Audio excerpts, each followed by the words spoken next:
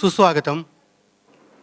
साहित्यिक कलावंत संमेलनाच्या वतीनं मी आपला सर्व श्रोतृवर्गाचं मनापासून स्वागत करतो. महाराष्ट्रामध्ये काही साहित्य संमेलनं हे प्रसिद्ध आहेत.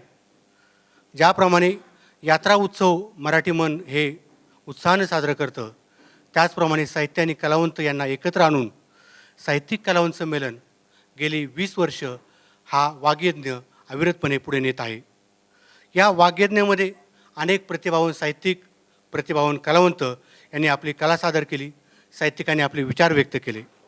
आज देखील महाराष्ट्रातील पहिलं ऑनलाईन संमेलन सुरू होत आहे आणि हे ऑनलाईन संमेलन आयोजित करत असताना या संमेलनाचे स्वागताध्यक्ष माननीय दिलीपभाऊ बराटे यांच्या वतीनं व सर्व पदाधिकारी यांच्या वतीनं मी आपल्या सर्वांचं स्वागत करतो. साहित्य संमेलन म्हटलं की कवी संमेलन, कथाकथन, कलावंतांच्या गप्पा, त्याचबरोबर परिसंवाद हा उपक्रम देखील महत्त्वाचा असतो. काही साहित्य संमेलनं त्या परिसंवादातील वादामुळे गाजतात, तर काही साहित्य संमेलनामध्ये त्या परिसंवादामध्ये जे मान्यवर वक्ते असतील ते नेमकी काय भूमिका व्यक्त करणार ह्याच्यावरती काही इलेक्ट्रॉनिक मीडिया आणि प्रिंट मीडिया यांचं देखील लक्ष हे असतं. आज साहित्य, कला आणि जातीचे राजकारण या विषयावरील एक महत्त्वाचा परिसंवाद हा आपण या ठिकाणी ऑनलाईन स्वरूपात सादर करत आहोत. या परिसंवादाचं स्वरूप असं आहे की तो ऑफलाईन आणि ऑनलाईन, म्हणजे माननीय राजन खान सर हे सुरुवातीला ऑफलाईन बोलणार आहे, तर त्यानंतर संजय आवटे सर दिव्य मराठी जे संपादक आहेत ते ऑनलाईन स्वरूपात झूम मीटिंग आणि यूट्यूब, फेसबुक या माध्यमातून यामध्ये सहभागी होणार आहे. आपल्या सर्व उपस्थित मान्यवरांना माझी अशी विनंती आहे की आपण सर्वांनी यूट्यूब चॅनल असेल, फेसबुक असेल, हे आपण जास्तीत जास्त शेअर करूया. म्हणजे आपलं साहित्य संमेलन हे विश्वची माझे घरं ज्या असे माऊली म्हटले होते त्याप्रमाणे या विश्वामध्ये आपलं हे संमेलन जाईल. मी अगदी 2 वाक्यामध्ये माननीय राजन खान यांचा परिचय करून देतो. अक्षर मानव चळवळीचे प्रमुख म्हणून आपण सर्वजण महाराष्ट्रभर त्यांची ख्याती आहे. त्याचबरोबर मराठी कथालेखक व कादंबरीकार म्हणून आपण त्यांना ओळखतो. अजब गजब जगणं वागणं, त्याचबरोबर काळ, गाठी गाणे जीव, जमीन, आणि तुम्हाला सांगायला आनंद होत आहे की ज्या कादंबऱ्या आम्ही एम एला असताना म्हणजे मनोहर जाधव सर आणि कोतापल्ली सर आम्हाला शिकवायचे, सतनगत, यतीम या कादंबऱ्याचं उदाहरण हे नेहमी द्यायचे.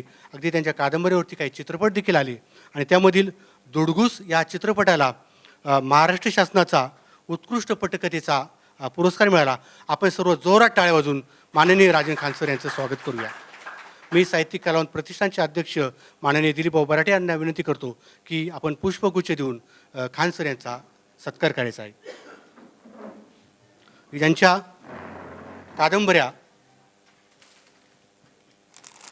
कथासंग्रह हे वाचक वर्गामध्ये लोकप्रिय झाले आणि चांगला साहित्यिक असं कुणाला म्हणायचं जर व्याख्या करायची झाली तर ज्या साहित्याला वाचक वर्ग मोठा लाभतो तो चांगला साहित्यिक अशी व्याख्या केली जाते. मी थोडक्यात ऑनलाईन स्वरूपात जे सहभागी होणार आहेत संजय आवटे सर त्यांचा थोडक्यात परिचय करून देतो. अनेक वृत्तवाहिनीवर त्यांनी निवेदन केलं आहे. दिव्य मराठीचे ते संपादक आहेत आणि एकच फक्त त्यांच्या पुस्तकाचं नाव देतो की जे पुस्तक वाचून आपण खऱ्या अर्थानं संविधानप्रेमी आम्ही भारतीय लोक या पुस्तकाचे लेखक, विचारवंत आणि वक्ते म्हणून आपण संजय आवटे यांना परिचित आहोत.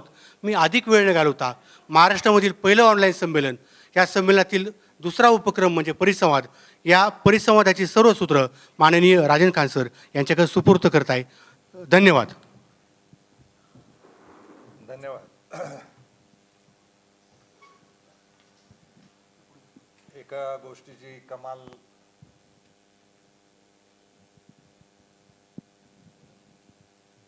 एक मोठेपण या संमेलनाचं सांगितलं पाहिजे. म्हणजे खरं तर 2 मोठेपणं सांगायची. कुणातरी 1-2 माणसांना वाटतं की असं काही उपक्रम व्हायला पाहिजे आणि सलग अनेक वर्ष तो उपक्रम चालू ठेवणं हे अवघड काम. असं 2 पुण्यातली संमेलनं आहेत की जी सातत्यानं चालू राहिली. 20 वर्षापूर्वी कोथरूडमध्ये हे नाटक कलावंत आणि साहित्यिक यांना एकत्र आणणारं संमेलन इथं सुरू झालं त्यावेळेस आम्हाला कळालं की कुठल्या तरी नगरसेवकानं सुरू केलंय. म्हटलं मताची आयडिया दिसती या माणसाची. पण म्हटलं बिचारा भोळा असणार, कारण साहित्यिकांची संमेलनं घेऊन मतं मिळालीची उदाहरणं महाराष्ट्रात नाही. कारण हे लोक विश्वासाचे नसतात.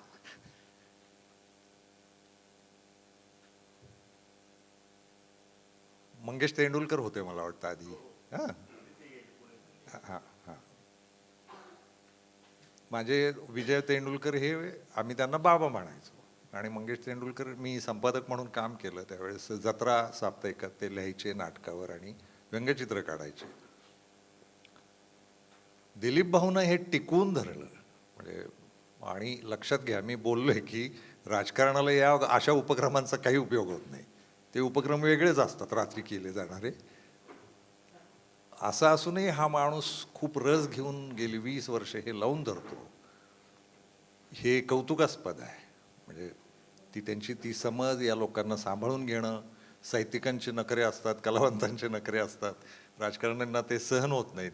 भले भले राजकारणी लेखकांना घाबरतात, नको म्हणतात नादी लागायला, कारण आगाऊच जात असते ती आहे. पण आणि बरं आहे, त्यामुळं महाराष्ट्र थोडा सुबुद्ध राहतो. दिलीप भाऊंनी एवढी वर्ष आम्हा लोकांना सहन केलं, ते उपकार, ते ऋण आज मला व्यक्त करायचं आहे. दुसरं आहे सम्यक साहित्य संमेलन. मी महाराष्ट्रभर भाषणं करत हिंडलेलो आहे. मी म्हातारा झालो आता, गौऱ्याबाई बऱ्यापैकी पोहोचलेल्या आहे. की असं कितीही काळी केली तरी गौऱ्यांची मापं काही कमी होत नाहीत, तर ते पोचलेले आहेत. महाराष्ट्रभर हिंडतो भाषणं करत. माझा स्वतःचा अनुभव असा आहे, मी एकदा जिथं भाषण करून येतो तिथं परत बोलवत नाहीत. मला तेच बोलायचंय, भाषण मी करायचंय. ही 2 संमेलनं अशी आहेत, सम्यक आणि हे कोथरूडचं संमेलन. हे संमेलनवाले मला का घाबरत नाही हा मला प्रश्न आहे. म्हणजे अख्खा महाराष्ट्र एकदा बोलून झालं की सांगतो, नको बुवा याच्या माणसाच्या नादी लागायला नको. ह्या संमेलनवाल्यांना काय असं कातडी मिळाली दांडगी की दरवर्षी एकदा तरी येतच. विधाचं बोलवणं येतं, त्रिभुवन सर होते आधी, त्यांचं बोलवणं यायचं. दिलीप बराटेंच्या त्याही कारणासाठी मी प्रेमात आहे की आम्हाला मुक्त बोलायची संधी असलेलं हे एक व्यासपीठ आहे. माझ्या माहितीनुसार मी 11व्या साहित्य संमेलनाचा अध्यक्ष होतो या, बरोबर ना? हां. ती एक पद्धत आहे की एकदा अध्यक्ष होऊन गेला की तो रद्दीत गेला. हे संमेलन चमत्कारिक आहे की जुन्या अध्यक्षांना सुद्धा आठवणीनं पुन्हा पुन्हा नातेसंबंध ठेवल्यासारखं बोलवत राहतं आणि बोला म्हणत राहतं. महाराष्ट्रात पाहुण्यांना तुटवडा नाही आहे खरं तर, आणि ते कायम अडचणीत असतात असं नव्हे, पण काहीतरी एक आतलं आंतरिक धागा जुळतो. कदाचित माझे मुद्दे आवडतही नसतील, तरीही मानवता किंवा माणुसकी या पातळीवर एक नातं या लोकांनी सांभाळलं, ते एक ऋण आधी व्यक्त करतो. आणि मी माझ्या मूळ भाषणाकडं वळतो. हे असं धरून बोलायचं हाही एक चमत्कार आहे. गेलं वर्षभर कोरोना होता आणि लोकांना ज्यांनी या माध्यमाचा शोध लावला त्यांचे उपकार झाले जगावर. हे माध्यम नसतं तर आपण कोरोना सहन करू शकलो असतो की नाही हा प्रश्न आहे, कारण या माध्यमामुळं संवादाची एक सोय झाली. फक्त एक आहे की मी मगाशी म्हणालो तसं, माझ्या गोऱ्या पोहोचलेल्या असल्यामुळे त्या गोऱ्यांमध्ये मोबाईल, ऑनलाईन, नेट वगैरे हे शब्द नाही आहेत. आम्ही जुन्या काळातले लोक आहोत. मी डोक्यानं 1960च्या आधीचा माणूस आहे, त्यामुळे हे नवीन म्हटलं की दडपण यायला लागतं. मग विधाचा फोन आला की आपल्याला आणि वर्षभर खूप लोक करत राहिले बरं का, सर कार्यशाळा घ्यायची आहे, याल का ऑनलाईन? तर मी त्याला नकार देत आलो, कारण माझ्या घरात आम्ही सगळे म्हातारे लोक आहोत आणि आम्हाला कोणालाही ते येत नाही. तर ते लावा, ते नाक दिसतं खालून, ते फार विचित्र दिसतं ना. तर ते ऑनलाईनला मी घाबरत राहिलो. माझ्या आयुष्यातला हा ऑनलाईन हा पहिला कार्यक्रम आहे. म्हणजे तुमच्या संमेलनाकडंच ते श्रेय जातं की मला खेचून आणलं. आणि तरी मी विधाला विनंती केली की बुवा ते असं थेट कॅमेरा माझ्या घरात बसून, आणि ती चांगली सोय आहे. म्हणजे म्हणजे पाहुण्याला जे सत्कार करावा लागतो, गुच्छ द्या, तो म्हटला जेवायला घाला, जेवायला घाला, चहा पाजा, लघवीचं कुठे, असं ते सगळं सांगावं लागतं ना त्याला. पाहुणा भाषण होईपर्यंत, त्याचं भाषण झाल्यावर त्याची किंमत संपतेच, पण होईपर्यंत त्याला जे काही, पुन्हा जाताना मानधन द्या, ते लय भानगड असते. ऑनलाईनचं बरं आहे, वक्ता घरीच बसलेला असतो, स्वतःच्याच घरचा चहा पितो, बायकोनं दिला गुच्छ किंवा शिव्या तर त्या घेतो आणि भाषण ठोकतो. विधाला मी म्हटलं मला नाही जमणार. मानधन ऑनलाईनच देतो आम्ही. हो का? तशी सोय केली. बाकी सगळे ऑनलाईन मानधन दिले. अरे वा, हे आणखी आचट डोके. मी हे माझ्या डोक्यात नव्हतं, पण हे चमत्कार फार मोठे वाटतात की ऑनलाईन. आणि मी म्हणालो विधाला, तरी मला तो आत्मविश्वासच नाही आहे की नुसता कॅमेरा आहे, कुणी दिसत नाही आहे, ही सवय नाही. म्हटलं एक 2-3 तोंड जरी दिसली तरी आम्ही गप्पिष्ट लोक आहोत, मनसोक्त गप्पा मारू, समोर काहीतरी लोक तर नाही म्हणे करू आपण ते पण. आणि कोरोनाची दडपणं तशी संपलेली आहेत. कोरोना होताच, कोरोना आहेच, कोरोना भीतीदायक सुद्धा आहे. मला कोरोनात जे जे लोक गेले आपले वर्षभरात, जगातले सगळे, त्यांना आधी श्रद्धांजली व्हायची आहे. आणि कोरोना नावाचा धंदा ज्यांनी शोधलेला आहे आणि ज्याच्यावर तुफान पैसे कमवले, कोरोनाच्या जीवावर सुद्धा, यांना शिव्या घालायच्या आहेत. म्हणजे कोरोना हा बिझनेस सुद्धा आहे, हेही लक्षात ठेवलं पाहिजे. आपण सावध राहिलं पाहिजे. पण म्हणजे आपण नाकं का उघडी ठेवतो हा प्रश्नच आहे. म्हणजे खूप लोकांना सांगून सुद्धा बिचार ते फार चांगला मुख्यमंत्री लाभला जो लोकांशी बोलतो लोकांच्या भाषेत, उद्धव ठाकरे. मी त्या माणसाच्या प्रेमात पडलेलो आहे आता. म्हणजे आपली प्रेम आपण जाहीर व्यक्त करावी. मी राहुल गांधींच्या प्रेमात पडलेला माणूस आहे, मी उद्धव ठाकरेंच्याही प्रेमात पडलेलो आहे. कारण त्यांनी ज्या पद्धतीनं सावरला महाराष्ट्र, दिलासा दिला, ती फार महत्त्वाची गोष्ट आहे आणि आपण हे कबूल केलं पाहिजे. म्हणजे तुम्ही कदाचित विरोधकही असाल त्यांचे, तुम्ही पण विरोधक असाल, पण काही गोष्टी खूप चांगल्या आहेत. राहुल गांधीमुळे एक दिलासा वाटत राहिला आणि आपल्या महाराष्ट्रात उद्धव ठाकरेंमुळे एक दिलासा वाटत राहिला कोरोनातनं सावरायला. कारण मनस्थिती, कोरोनानं माणसं घाबरून मेली आजार होऊन मिळण्यापेक्षा. तर ते फार महत्त्वाचं वाटत राहतं. त्या दोघांचं योगदान मोठं आहे. आणि फक्त एक आहे की काही लोकांची चीडही येत राहिली की मोबाईल कंपन्यांचा धंदा झाला, नेटवाल्यांचा धंदा जोरात झाला, ती फडकी खूप खपली, त्याच्यातही फॅशनवाले आले घुसले, त्यांनी वेगवेगळे फॅशनचे काढले. आणि गंमत अशी की ज्यांच्या नेट कंपन्या आहेत तेच औषधं बनवत आहेत, तेच विकणार औषधं, मग ते लॉकडाऊनची नाटकं करणार. सावध राहा, दक्ष राहा, पण फार घाबरू नका. जगू शकतो असं मला थोडंसं या व्यासपीठाचा काय म्हणायचं गैरफायदा घेऊन सांगायचं. कारण वर्षभरानंतर भाषणाची पहिली संधी आहे, तर कारण वर्षभर कोंडी खूप झाली. आणि मी ठरवतही आलो होतो गेल्या वर्षाच्या जानेवारीत, या वर्षाच्या जानेवारीत मी ठरवत होतो की आता सार्वजनिक आयुष्यातनं आपण निवृत्त होऊ. पण विधाचा फोन आला की एवढ्या लवकर कुठं, काही गावऱ्या उरल्या तर आम्हालाही दर्शन द्या. म्हटलं ठीक आहे, चला या वर्षाचं शेवटचं भाषण करू, पुढं जाऊ ना जाऊ, मी जाईनच याची शक्यता कमी आहे. कारण तो एक निराशा आली आहे. खूप भाषणं केली गेली 25-30 वर्ष, 40 वर्ष, चळवळी चालवल्या, अनेक चळवळींमध्ये राहिलो सगळ्या. म्हणजे मी इतकं वेडंवाकडं जगलो आहे की राष्ट्रीय स्वयंसेवक संघ याच्यात सुद्धा गेलो आहे 2 वर्ष लहानपणी. मग दुसऱ्या गावात गेलो, बादली व्हायची माझ्या वडिलांची. ते फार प्रामाणिक असल्यामुळे आणि यांच्या हातात कारभार असल्यामुळे प्रामाणिक अधिकारी पटपट बदलतात. माझे वडील क्लास 1 ऑफिसर होते आणि त्यांच्या दर वर्षाला 6 महिन्याला बदल्या व्हायच्या. तुकाराम मुंडेचा विक्रम आत्ता होतोय कारण टी व्ही आहे. माझ्या बापानं हा विक्रम फार पूर्वीच केलेला आहे आणि आम्ही दर 6 महिन्याला, मी 16 शाळांमध्ये शिकलो. आणि वडिलांच्या बदलीमुळं आमचं बिराड कुठेही असायचं, कुठेही. ती एक वेदनादायक गोष्ट आहे. पण मग त्याच्यामुळे चळवळी खूप आयुष्यात आल्या. मग जुन्नरमध्ये राष्ट्रीय स्वयंसेवक संघाच्या शाखेत गेलो 8व्या 9व्या 10व्या वर्षी. 10व्या वर्षी गाव बदललं, दुसऱ्या ठिकाणी गेलो तर गुरुजी शोधायला निघालो. फोटो गुरुजींचा आणि आपण शाखेत जायचं असतं ही सवय लागलेली होती. तर शोधत शोधत गेलो, एक शाखा सापडली. फक्त गुरुजीचा फोटो बदललेला होता. तिथं साने गुरुजी आलेले होते. मग साने गुरुजी मात्र आयुष्याला चिकटले. मग ते कळलं की तिथल्यापेक्षा हे फार उत्तम आहे. मग सेवादलात राहिलो, मग छात्र भारतीत राहिलो, 85 साली बारामतीला शिवसेनेत राहिलो. असं काही चळवळी म्हणून, त्यावेळेस शिवसेना ही चळवळ होती, पक्ष नव्हता. दलित पॅन्थरमध्ये राहिलो काही काळ, आदिवासी चळवळीमध्ये राहिलो, शेतकरी चळवळीत राहिलो, भटक्या मुक्तांच्या चळवळीत काम केलं. आणि सगळं फिरून झाल्यानंतर लक्षात आलं, ह्या सगळ्या चळवळी आहेत, चांगल्याच आहेत, चांगल्यासाठीच आहेत, समाजाच्या उत्थानाच्या आहेत. पण या भारतातली मूळ समस्या आहे ती जाती धर्मांची आहे. आणि एक नैसर्गिक सत्य शिक्षणामुळं असेल, माणसांमध्ये वावरल्यामुळं असेल, एक लक्षात आलं की या जगण्यात जाती धर्माचा काही प्रत्यक्षात उपयोग नाही. व्यवहारतः ह्या काल्पनिक गोष्टी आहेत, हे खूप लवकर कळायला लागलं.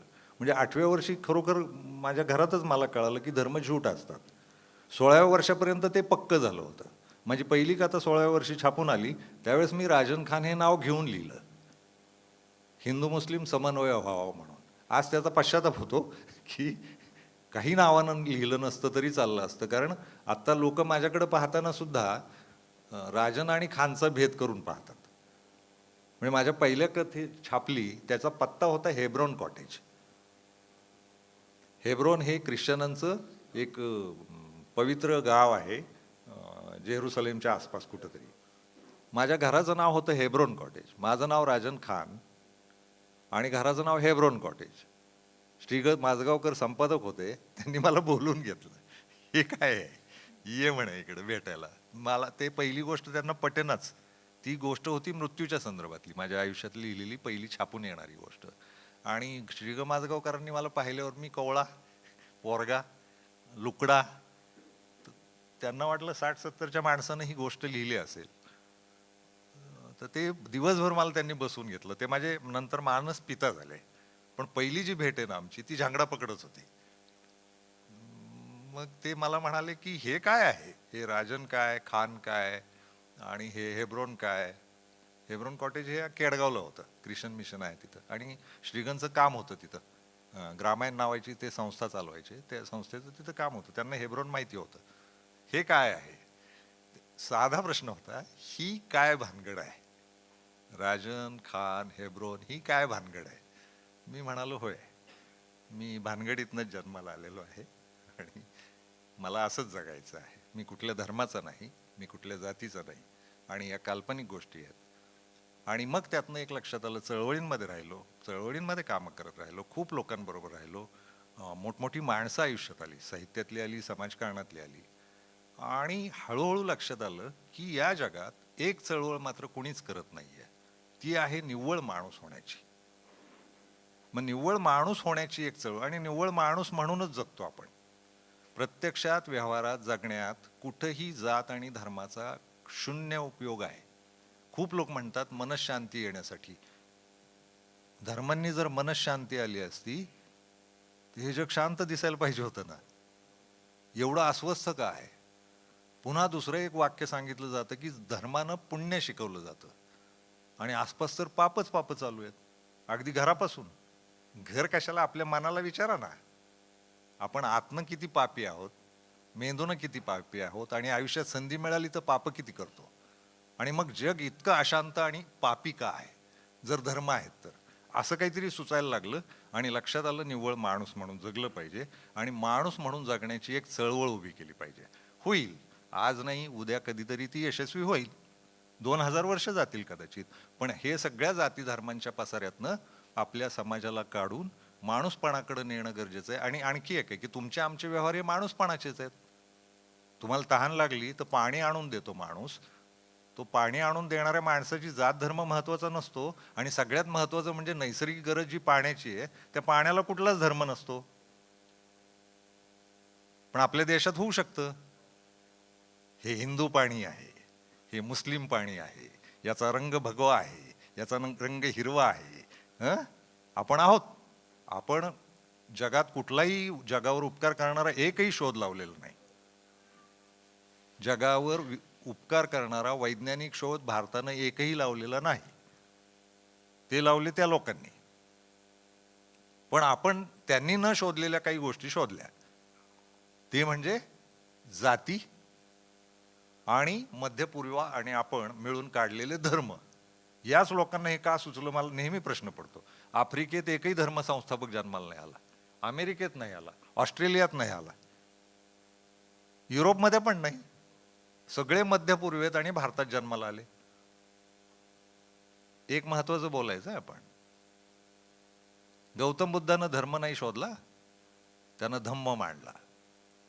गौतम बुद्धाचा धम्म आणि धर्म यातला थोड्या एका वाक्यात फरक सांगतो. धर्म म्हणजे व्यवहारी आचरण सांगतो. जे व्यवहारी आचरण सांगतं, रोज कसं जगायचं, त्याला धर्म म्हणतात. पण मेंदू कसा करायचा हे जे कोणी सांगतं त्याला धम्म म्हणतात. धम्म म्हणजे मेंदूचा विचार, धर्म म्हणजे आचरण. ही मी बाटली उचलली, हे इथं ठेवली, हा धर्म आहे.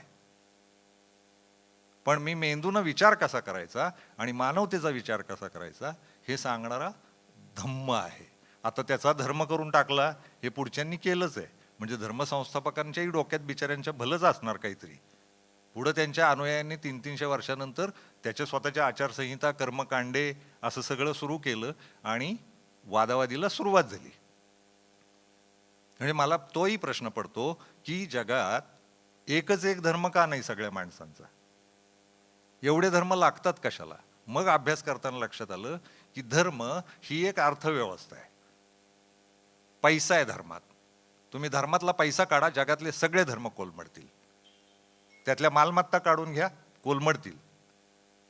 कर्मकांड ही पैसा आहे म्हणून पैसा आणि कर्मकांड यांचं नातं आहे हे लक्षात ठेवलं पाहिजे. ते इतकं भयंकर आहे. आता धर्माची अर्थव्यवस्था आहे जगभर जी कागदावर कुठेही नोंदली जात नाही. म्हणजे तुम्ही लोखंडाचा कारखाना काढला तर त्याची कागदपत्र द्यावी लागतात. धर्माची कागदपत्र कुठंच नाहीत. त्यांच्या किती मालमत्ता आहेत.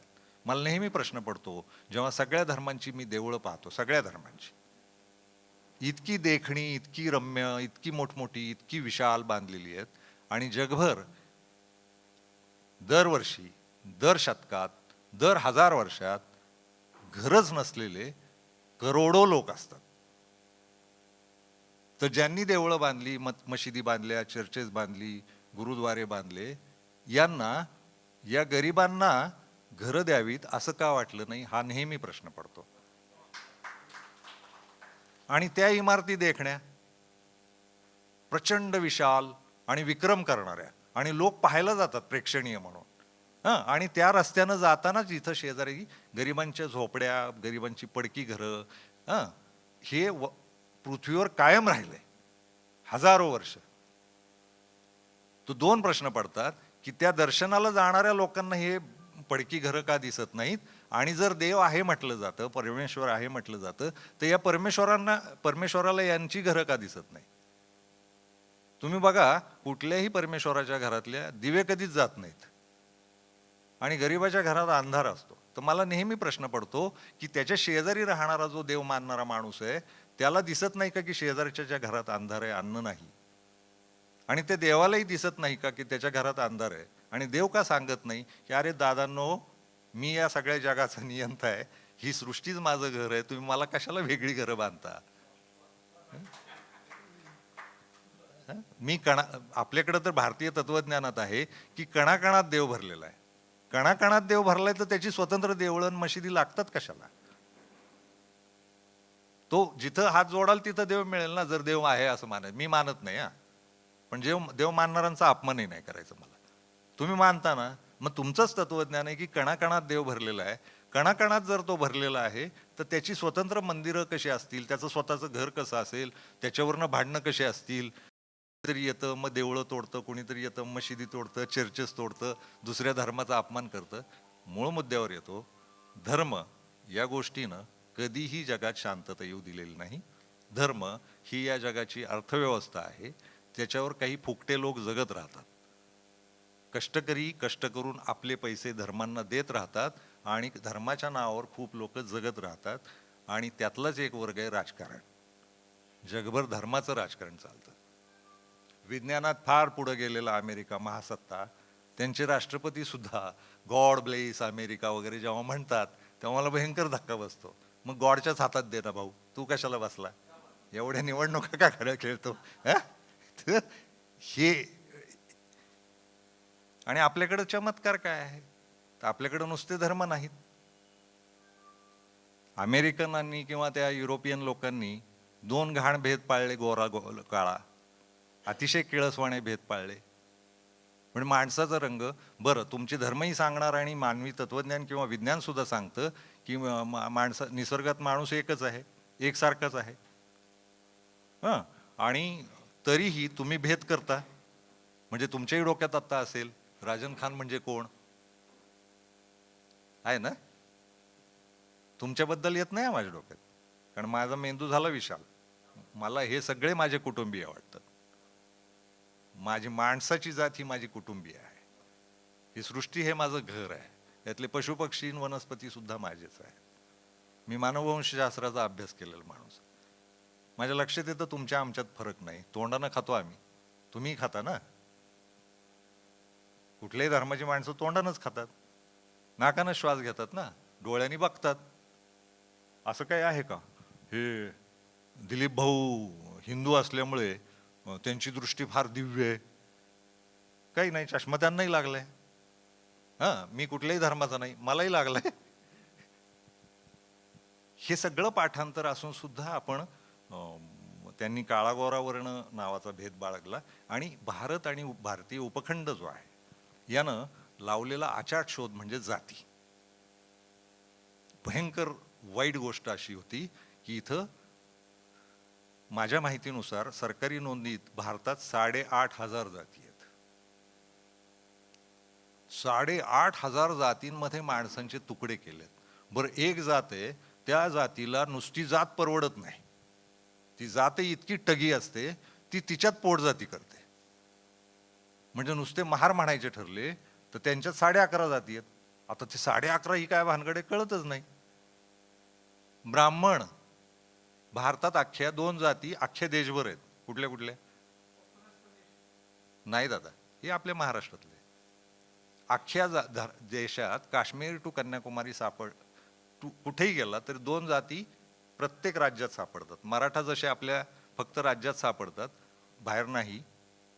महार जसे आपल्या राज्यात सापडतात, बाहेर नाही. तसे 2 जाती आहेत. हां हां, अजून दुसरी नाही, क्षत्रिय ही जात नाही, वर्ण आहे. हां, नाही ताई, नाही ताई, 2 जाती आहेत. एक ब्राह्मण, हां ब्राह्मण, आणि दुसरी नाही दादा, चांभार. काश्मीर टू कन्याकुमारी चांभार ही एक जात सापडते आणि ब्राह्मण ही एक जात सापडते. ब्राह्मणांचं वैशिष्ट्य असं या देशात, त्यांच्या पोटजाती 350 आहेत. म्हणजे हे जे तुम्ही नावं घेतली ना आता, देशस्थ, कोकणस्थ वगैरे वगैरे, मी अस्वस्थ आहे.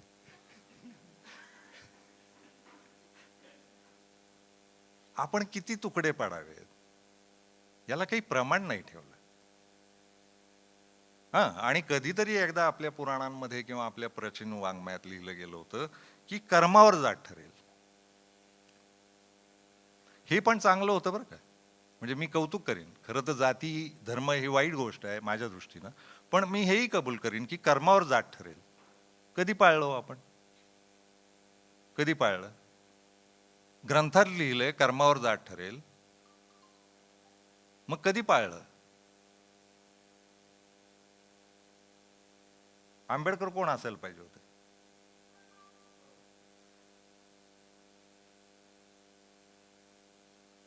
आमचा राजीव खंडागळे, माहितीये राजीव खंडागळे नाव ऐकलंय, दिग्दर्शक होता. त्याचं चपलांचं दुकान होतं इथं.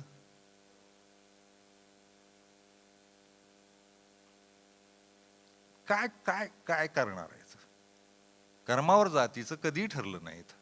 आपण वंशावर जात ठरवली. ज्या घरात जो जन्माला येईल तो त्याच जातीचा.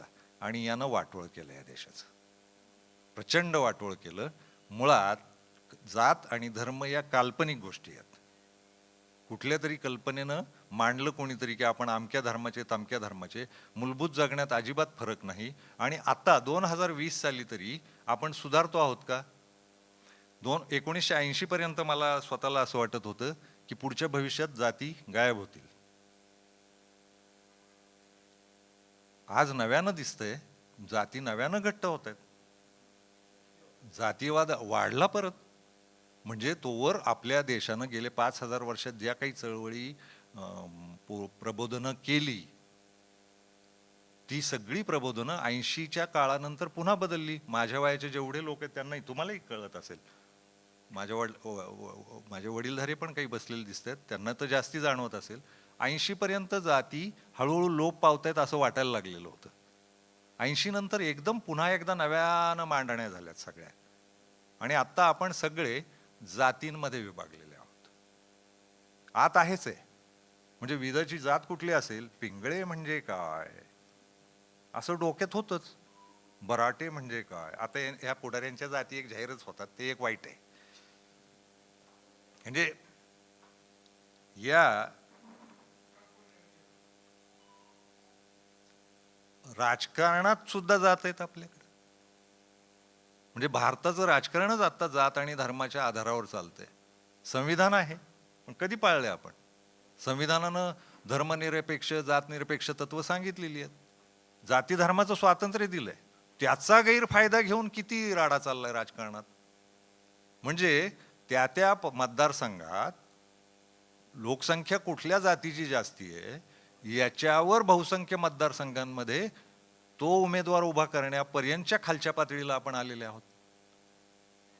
आणि राजकीय पक्ष घाबरतात. म्हणजे मालेगावमध्ये उभं करायचंय का, तर तो मुसलमानच शोधा बरं का. आणि सगळे पक्ष, म्हणजे भाजप नावाचा पक्ष आहे, हा पक्ष हिंदुत्वाचा टेंबा मिरवतो. पण काश्मीरमध्ये आता परवा निवडणुका झाल्या श्रीनगर पट्ट्यात, तिथं भाजपकडनं मुस्लिम उमेदवार उभे केले. त्यांची पण हिंमत होईना. ते पडले अर्थात काही. आणि सगळ्या पक्षांचं राजकारण जातकारणावर अवलंबून आहे. यांनी पण आधार दिला, हे पैसेही पुरवतात. आणि आपल्याला ती सवय लागली आहे, आपला आणि तुपला. आपल्या तुपल्याच्या सवयीनं या देशाचा कधीही खऱ्या अर्थानं विकास झालेला नाही. आपले सगळे विकासाचे प्रश्न हे या जाती धर्मात अडकून पडले. आपल्याकडं आत्ता कोरोनात लक्षात आलं, दवाखानेच नाही आहेत.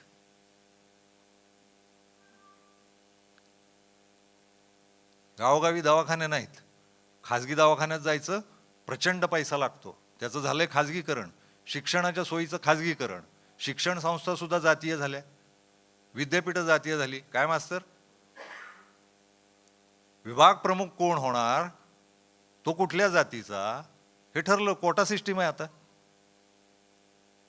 एकदा याला संधी द्यायची असते कारण त्या जातीचा आहे, नाही तर ते ते काय मोर्चा घेऊन येतील, आंदोलन. मग त्या विभाग प्रमुखाकडे जाणारी पोरं त्या जातीचीच जाणार. दुसऱ्या जातीचा पोरगा जाताना दिसला विभाग प्रमुखाच्या खोलीत, विद्यापीठातलं सांगतोय मी, प्रत्येक, आपल्याच नव्हे, विद्यापीठ जातीय झाली. कोल्हापूरचं विद्यापीठ मराठ्यांचं, पुण्याचं विद्यापीठ ब्राह्मणांचं. ही विभागणी जाणवते ना. हे खरं बोलायची परवानगी आहे ना, म्हणून पुन्हा बनवतात. हे बरोबर माझ्या खांद्यावरनं ठेव. ही काय आहे? शिक्षणासारख्या गोष्टीत जाती.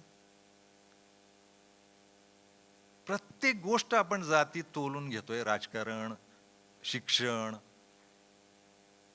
मध्ये तर फतवाच निघाला होता, मुस्लिम डॉक्टर्सकडे जाऊ नका.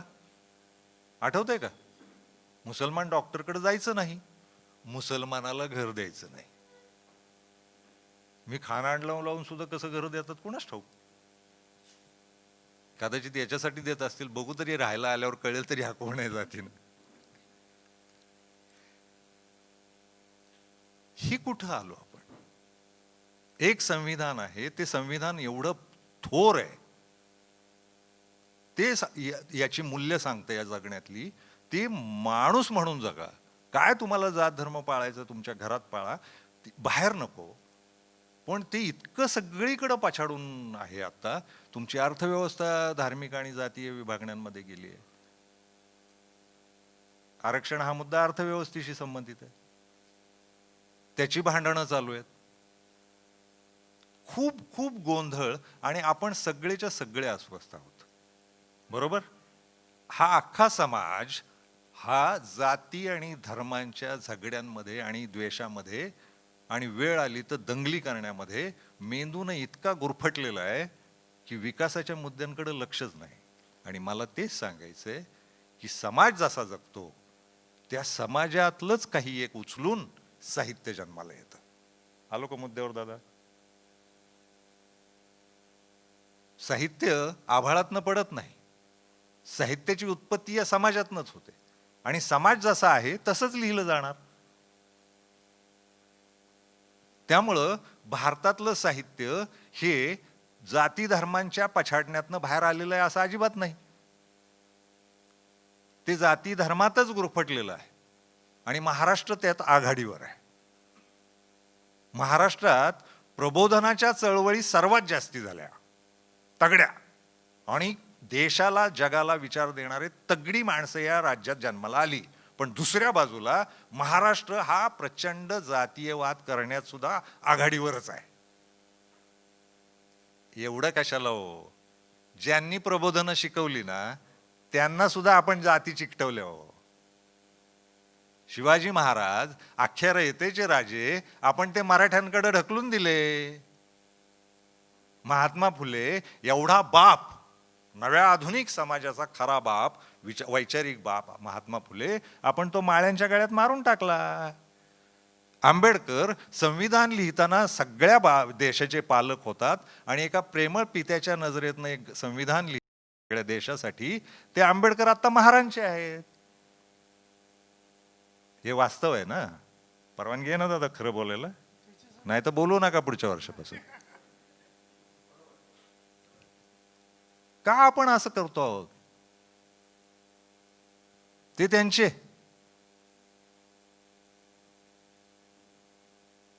तुकोबाचं काय करूया? तो सगळ्या जगाच्या कल्याणाची काळजी वाहणारी ती माणसं सगळी वारकरी संप्रदाय त्यातनं जन्माला आला. चक्रधर मला आठवतात, बसवेश्वर आठवतात,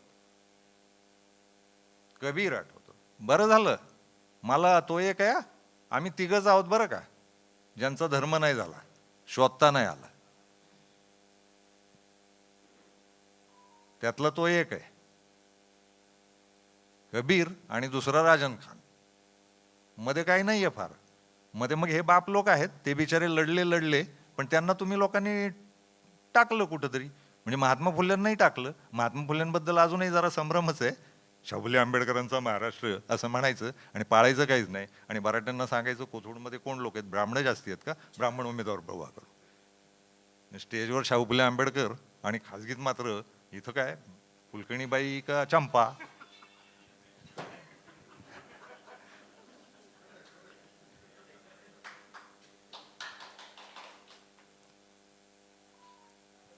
आपण दुहेरी आहोत, आपण ढोंगी आहोत, आणि मला त्याचा राग येतो. फक्त एक आहे, राग आला म्हणून मी खून करायला नाही जात. बाबा बोर करतोय का मी? नाही, ते घड्याळ पाहायला लागले दादा म्हणून. त्यांची कदाचित मोदी साहेबांबरोबर मीटिंग असल्यामुळे.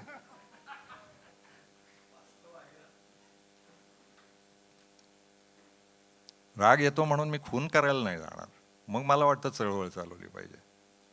मग माणसांशी जाऊन बोलूया, सोडूया ना जात धर्म म्हणून. आणि मग साहित्यावर येतो मी. साहित्यही यानं पछाडलेलं आहे.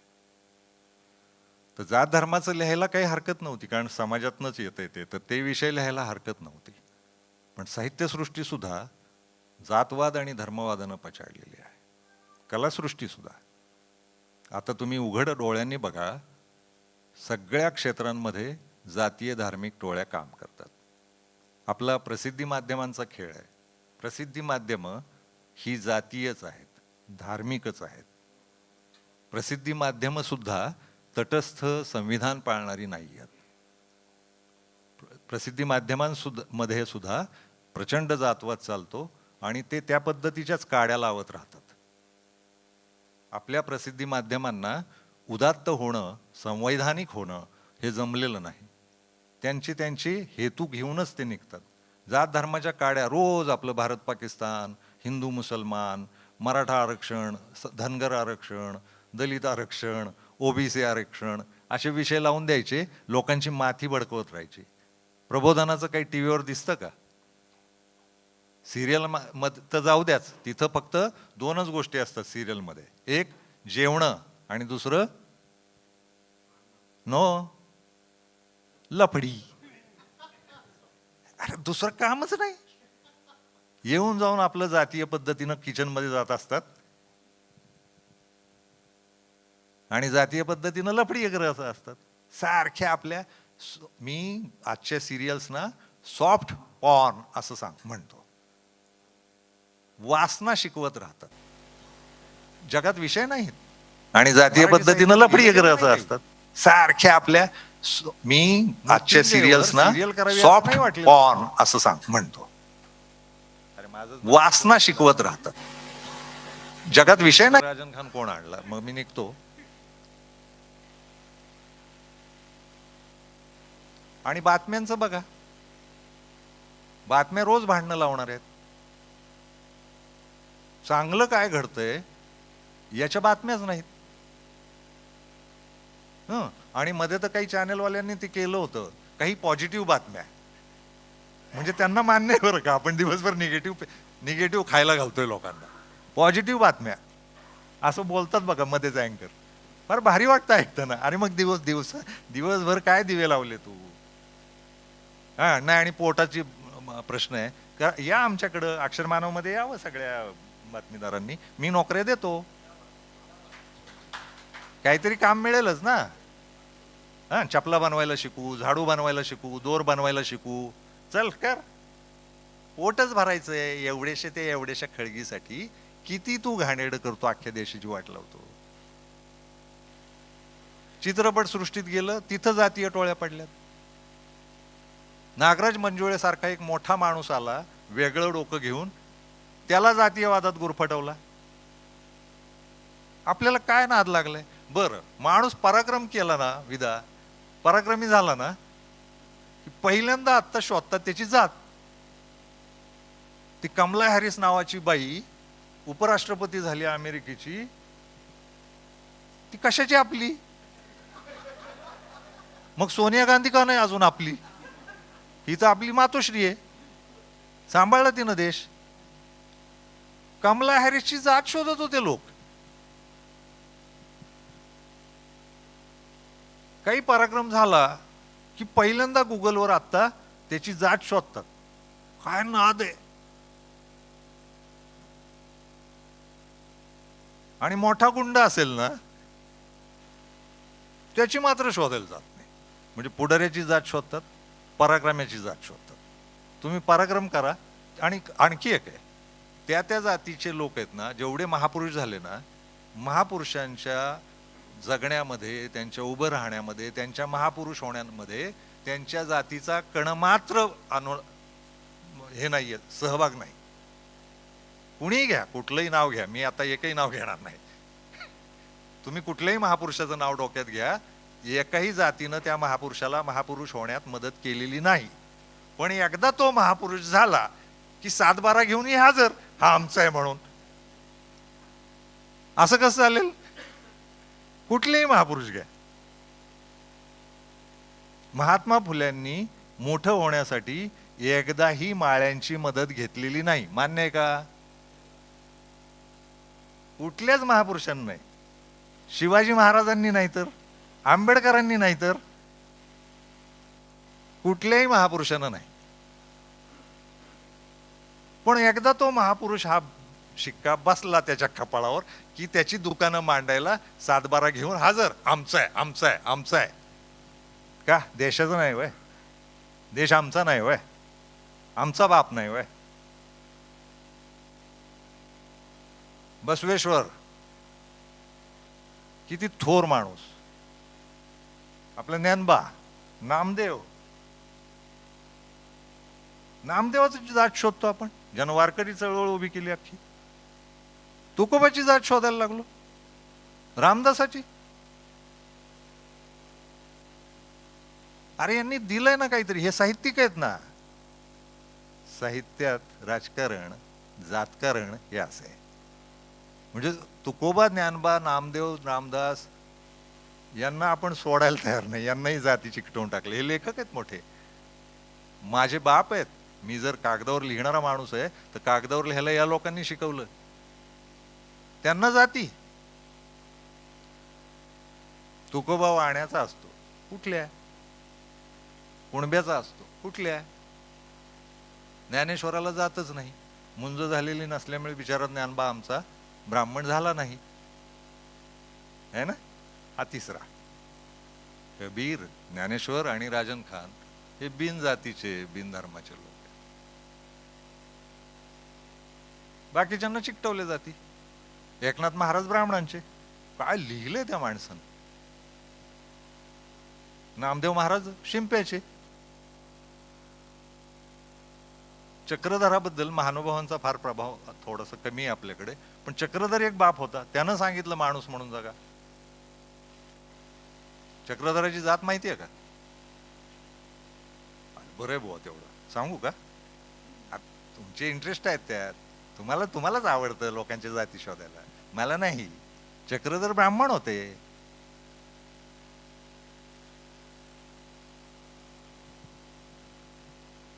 यांनाही जाती चिकटवल्या, हे लिहिणारे लोक. आणि साहजिकच मग तुम्ही आमच्याकडे पाहताना सुद्धा तसंच पाहणार ना. आज ते वास्तव आहे. आता तर जहाल आहे. अख्खं साहित्यसृष्टी ही जाती धर्मात विभागलेली आहे. प्रत्येक लेखकाचं आडनाव आधी पाहिलं जातं. आणि मी तर खान नावानं निर्लज्जपणे उभा आहे, म्हणजे मुसलमान असण्याचा ठेका माझ्याकडे लवकर. म्हणजे पहिल्यांदा पाहताना तसंच पाहतात. कोणीतरी भेटलं मला सांगतं, विदा असं भेटतात कधीतरी, सर आम्ही लहान होतो ना तेव्हा अब्दुलभाई नावाचा मित्र होता बरं का आमचा एक. अरे मला काय सांगतोय भाऊ, शंकर्या नावाचा पण एक मित्र होता, त्याची गोष्ट का नाही सांगत? बरा मी दिसल्यावर अब्दुलभाई सुचतो. आणि तेव्हा ना एका ताटात जेवायचो. मग पुढं काय झालं? एका ताटात जेवल्यामुळे जुलाब लागले. मग का नाही ताटात जेवला? आता कुठे अब्दुल भाई?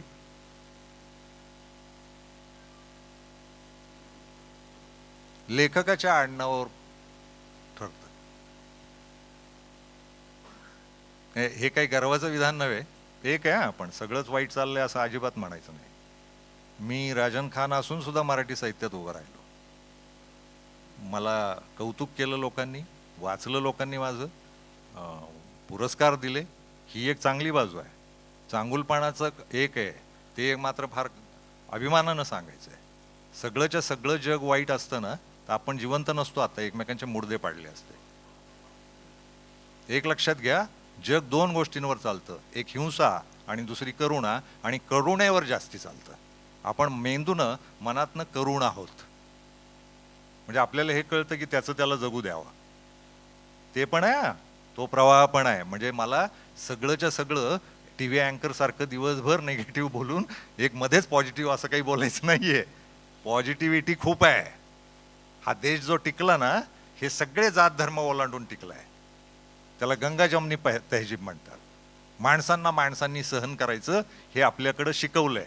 आणि हे जे बाप लोक झाले म्हणून त्यांचे उपकार आणि त्यांची आठवण काढायची की या लोकांनी हे शिकवलं म्हणून आपण उभे आहोत. ही बाजू आहेच आहे. पण दुसऱ्या बाजूला हे जास्ती हिंसा, भेद, द्वेष, तिरस्कार या बाजूचा राडा खूप जोरात चालू आहे. आणि ते आपल्यासारख्या करुण माणसांना सुद्धा अस्वस्थ करतात. आपण अस्वस्थ लोक आहोत. देशस्थ आहात की कोकणस्थ नाही, आम्ही अस्वस्थ आहोत. पण अस्वस्थ असणं हे कारुण्याचं लक्षण आहे. आपण करुण आहोत म्हणून अस्वस्थ आहोत. आणि हे मिटलं पाहिजे. हे मिटलं तर मात्र व्यवहारी विकास खूप होईल असं मला वाटतं. आपला व्यवहारी विकास या देशाचा होत नाही, आर्थिक विकास होत नाही. याची खरी कारणं जाती धर्मात ठेवलेला सगळा देश, सगळं राजकारण, सगळं साहित्यकारण, सगळ्या कला. अहो आपली वाद्य सुद्धा जातीवर फेकली आपण. तुम्ही कुठलं वाद्य वाजवता याच्यावर तुमची जात अवलंबून, किंवा जात अवलंबून त्याच्यावरच ते वाद्य अवलंबून. संबळ संबळ कोणी वाजवायचा? हा का? दुसऱ्याने वाजवलं तर संबळाला राग येतो. ती तुतारी कोणी वाजवायची? गावात डफडं वाजवत फिरायचं कुणी? मागानं फिरायचं का? ब्राह्मणानं डफडं वाजवल्यावर काय होतं? नाही ते काय रेड्याचं कातडं असल्यामुळे त्यालाही वाजवता येईल ना. बरं आता वाजवतातच ना. मग म्हणणार का मांग त्यांना? वाद्यांना सुद्धा आपण जाती चिकटवून टाकले, कलांना.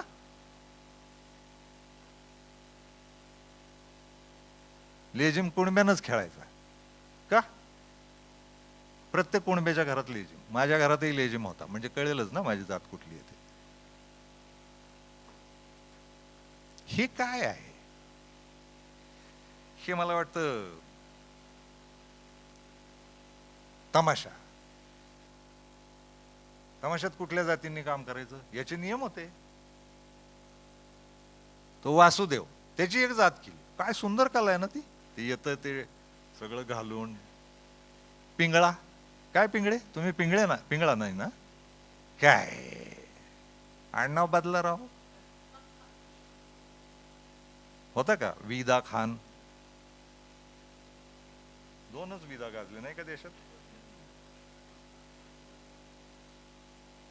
दोन संधी आहेत तुम्हाला, एक सावरकर आडनाव लावा किंवा खान.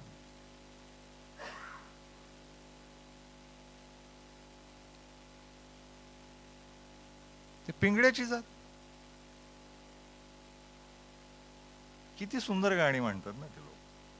ते वाजवत येतात कुडकुड कुडकुड कुडकुड कुडकुड. अरे त्याची जात करून टाकली. बरं त्यांनाही वाटतं आपलंच आहे, त्यांनाही आवडत नाही दुसऱ्यानं वाजवलेलं. अरे माझ्या मक्तेदारीवर मालकी सांगायला आलास की काय?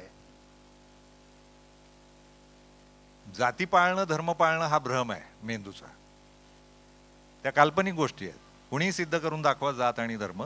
काल्पनिक गोष्टी तुम्ही पाळत राहता आणि त्याची भांडणं करत राहता आणि खरं तर जगण्यात काही उपयोग नाही. ते मुसलमान वाईट असतात, पेट्रोल घ्यायचं बंद करा. बंद केलं पाहिजे की नाही? मुसलमानांचा स्पर्श झालेलं पेट्रोल आपण का वापरावं आपल्यासारख्या हिंदू राष्ट्रानं? आणि त्यांच्याकडे आपली जी माणसं कामाला जातात त्यांनी पण हाकलली पाहिजेत. हिंदू राष्ट्रातले लोक नको, आमचे अरब आम्हीच लढू. हे जग माणसाच्या मदतीवर उभं राहिलंय, जातींच्या आणि धर्मांच्या नाही. आणि हे साहित्यसृष्टीला फार कळत नाहीये, कलासृष्टीला कळत नाहीये. आता नव्यानं ते उभं करावं लागेल. मी मागाशी एक खंत व्यक्त केली की 80 पर्यंत मिटेल असं वाटत असताना 80 नंतर नव्यानं जोर धरला या देशात जाती धर्मांनी. महापुरुष सुद्धा आपण जाती धर्मात वाटून घेतले. साहित्य तसंच झालेलं आहे. साहित्याचे पुरस्कार दिले जातात तसेच. आपापली साहित्य संमेलनं जातीवाद्यांनी सुरू केली तसंच आहे. त्याच्यावर दुसऱ्या व्यासपीठावरचा बोलवायचा नाही. बोलवला की खालचे आंदोलन करतात. आमच्या स्टेजवर तुम्ही काय करता? अरे कुठं साहित्याचं स्टेज आहे भाऊ. साहित्याला कुठली जात आली आहे? साहित्य हे मानवी करुणेचं, मानवी भल्याचं बोलणारे ठिकाण आहे. सगळे साहित्यिक कुठल्याही जातीचे, कुठल्याही धर्माचे नसले पाहिजेत असं स्वप्न मी पाहतो. तो माणूस असला पाहिजे. तर हेच सगळं सारखं दुसऱ्याची जात. पठारे म्हणजे काय असेल, गवस म्हणजे काय असेल, जावडेकर म्हणजे काय असेल, खान म्हणजे काय असेल, सामंत म्हणजे काय असेल. कांबळ्यांची बोंब आहे. कांबळे काय असेल, कांबळ्यांचा गोंधळ होतो. ब्राह्मणात सुद्धा कांबळे असतात हे माहिती आहे ना विदा? कांबळ्यांचा गोंधळ. आता ह्यो बामणांपैकी, चांभारापैकी, मारापैकी, मांगापैकी असं सारखा गोंधळ. मग ते शोधायचं काय? कुठले कांबळे? मामाचं गाव कोणचं असं विचारतात. काय लोक आहेत ना. आपण यात संशोधक म्हणून लय भारी आहोत. मामाचं गाव विचारतात, त्याच्यावर काय डोकं चालतं. हा, आणि मग एकदा कळलं नाही आपल्यातलाच आहे हो कांबळे, मग त्याला पुरस्कारांची वाटणी झाली साहित्यातल्या. व्यासपीठांची वाटणी झाली. आणि एक आहे, मग दुःख याच आहे वा वा, सुंदर. ऐकवा ऐकवा. आणि असं बोलताना वैताग आलेलाच असतो.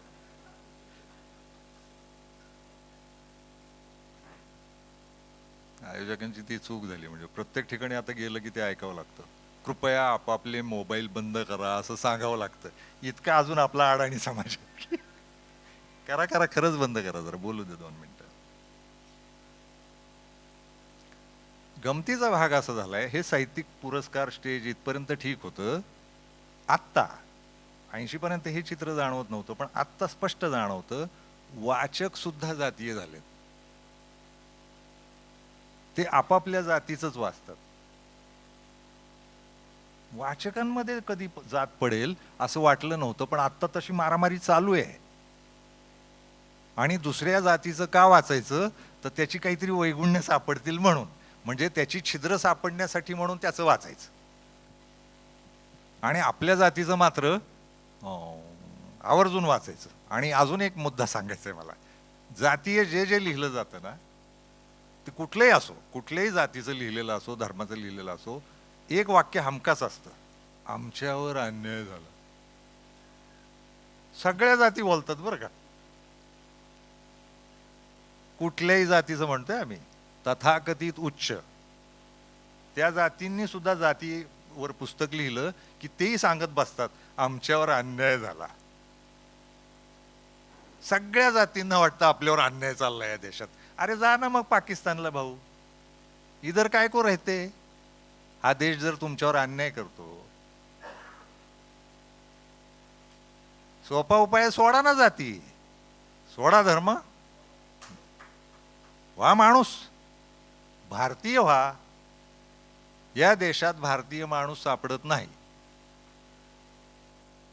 सगळे पहिल्यांदा या देशातल्या लोकांचं भारतावर प्रेम नाही. पाकिस्तान हा शब्द आला की एकदम प्रेम जागा होता. आम्हाला देश, पहिलं प्रेम आहे आपल्या जातीवर, दुसरं प्रेम आहे आपल्या धर्मावर, आणि तिसऱ्या क्रमांकावर देश आहे. हे उलट झालं पाहिजे. पहिल्यांदा माझा देश, माझे देश बांधव. आणि आपण सगळ्यांनी ते हात असं करून प्रतिज्ञा घेतल्यात नाही का. प्रतिज्ञा पाळलेली दिसते का कधी, मेंदूत आली कधी, आता आठवते. घेतली ना प्रतिज्ञा. विदा, तुम्ही कुठे गेला. हे मी देखणा दिसतोय ना त्यात, बघा ते मी घरी जाऊन पाहणार आहे नंतर. शिकणा दिसलो पाहिजे, इम्प्रेशन पडलं पाहिजे. केस मी सांगत होतो काळं कर म्हणून.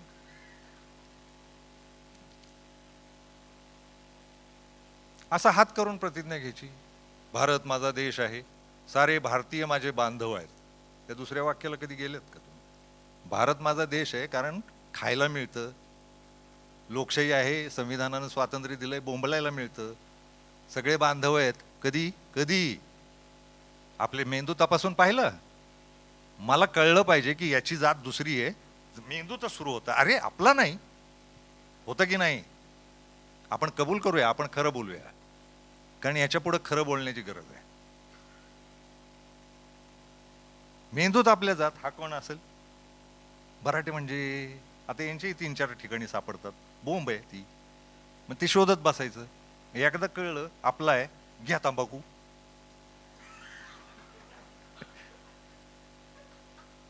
नाही असं कळलं, चुना आहे का चुना, लावा आणि बॉम्बला.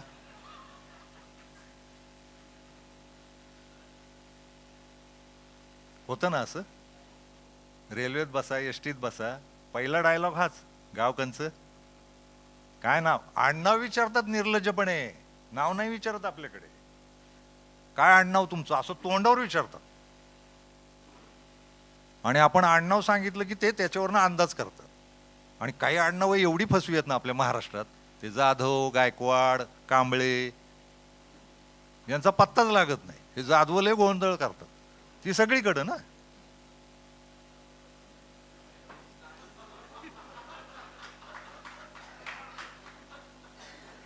गायकवाडांचा बोंब आहे सगळी. पानसरे, बेकार.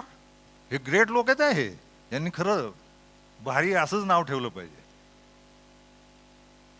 जोशी, कुलकर्णी, देशपांडे आणि खान बोंबललं, उघड कळतं हे कोण आहे. आहे ना. पिंगळ्यांचं कळत नाही. पिंगळे सगळीकडं, मराठे सगळीकडं.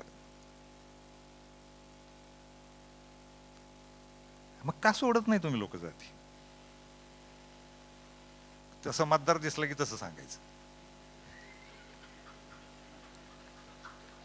आधी त्याचं काढायचं आणि सांगायचं हा मी तुमचाच आहे, आपलाच आहे, भाऊ आपलेच आहेत, हा ना शिक्का. पवार, भोसले हे आडनाव सगळीकडे आहेत बरं का. मी भटक्या मुक्तांच्या चळवळीत काम केलंय. हे सगळी भोसलेच.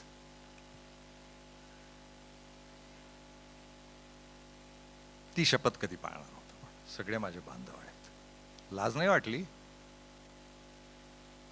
10-10 वर्ष सलग शपथ घेतली हात उभा करून. तर शाळेला थिल्लर समजता? मला तर सांगण्यात येतं शिक्षणाचं फार महत्व आहे, शिकल्याशिवाय पर्याय नाही. अरे शिक्षणात मग पहिल्यांदा सकाळी सकाळी ते घेतात ना, रोज घेतात ना, अजूनही घेत असतील ना काय मास्तर? म्हणजे 10 वर्ष चालू असते ना ते. सुलग 10 वर्ष संस्कार केला. भारत माझा देश आहे आणि सारे भारतीय माझे बांधव आहेत. कधी दिसतं कुणी बांधव आहे? बांधव माझ्याबद्दल काय भावना आहे तुमची? मी खानाचा आहे म्हणूनच आहे ना, हा पिंगळ्याचा आहे म्हणूनच आहे ना. बांधव वाटतो? 10-10 वर्ष एक प्रतिज्ञा घोटत घोटत बसला आणि तरी तिचा अंमल नाही. 40 मिनिटं नाही झाली अजून, लगेच काय पाहताय?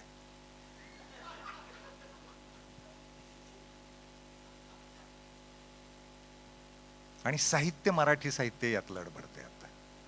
मी या आपल्या इथल्या व्यासपीठावरही बोललोय. मराठी कुठल्याही मराठी पुस्तकाची पहिली पानं पाहडा आणि आत पुस्तक वाचायला सुरुवात करा, तुम्हाला 2-4 पानात लेखकाची जात कळून येते. हे विधान आहे माझं. इथल्या आपल्या स्टेजवरच आहे. लेखकही जातीच्या बाहेर जाऊन लिहायला तयार नाही. दुसरी बाजू समजून घ्यायला सारखं माझी जात, माझ्यावर अन्याय, दुसरं काय? तिकडेही माणसंच आहेत ना. कारुण्य तिकडं पण आहे ना, बांधव ते पण आहेत ना. आणि मग याची झाली डबकी, जातीय डबकी झालीत आपल्या कलांची, साहित्याची. आणि हे जागतिक पातळीला जायला तयार नाही. जागतिक पातळी वेगळं काही नसतं बरं का. जागतिक पातळीची छोटी व्याख्या आहे. ज्या साहित्यात मानवता असते आणि जे साहित्य कारुण्याची मांडणी करतं त्याला जागतिक साहित्य म्हणतात. दिसतं का आपल्या साहित्यात ते? आपल्या इतिहास लेखनात ते वाटोळच आहे जाती धर्मांचं. या आधुनिक काळातल्या साहित्य ते आपली आपली जात घेऊनच लिहायचं, टीका टिप्पण्या करत राहायच्या, दुसऱ्या जातीला चिमटे काढत राहायचे. ही सगळी परंपरा आहे. यातनं बाहेर आलं पाहिजे मराठी साहित्य, मराठी कला. चित्रपट, सिरियल सुद्धा. संध्याकाळचे सिरियल्स आहेत ना, 3 जातीत विभागल्या: CKP, सारस्वत आणि ब्राह्मण. फुलेची सिरियल चालायलाच तयार नाही. ते काहीतरी TRP नावाचं असतं बुवा. काय असतं कुणाच ठाऊक. ते गोस्वामीच्या प्रकरणात कळले झूट असतं म्हणून.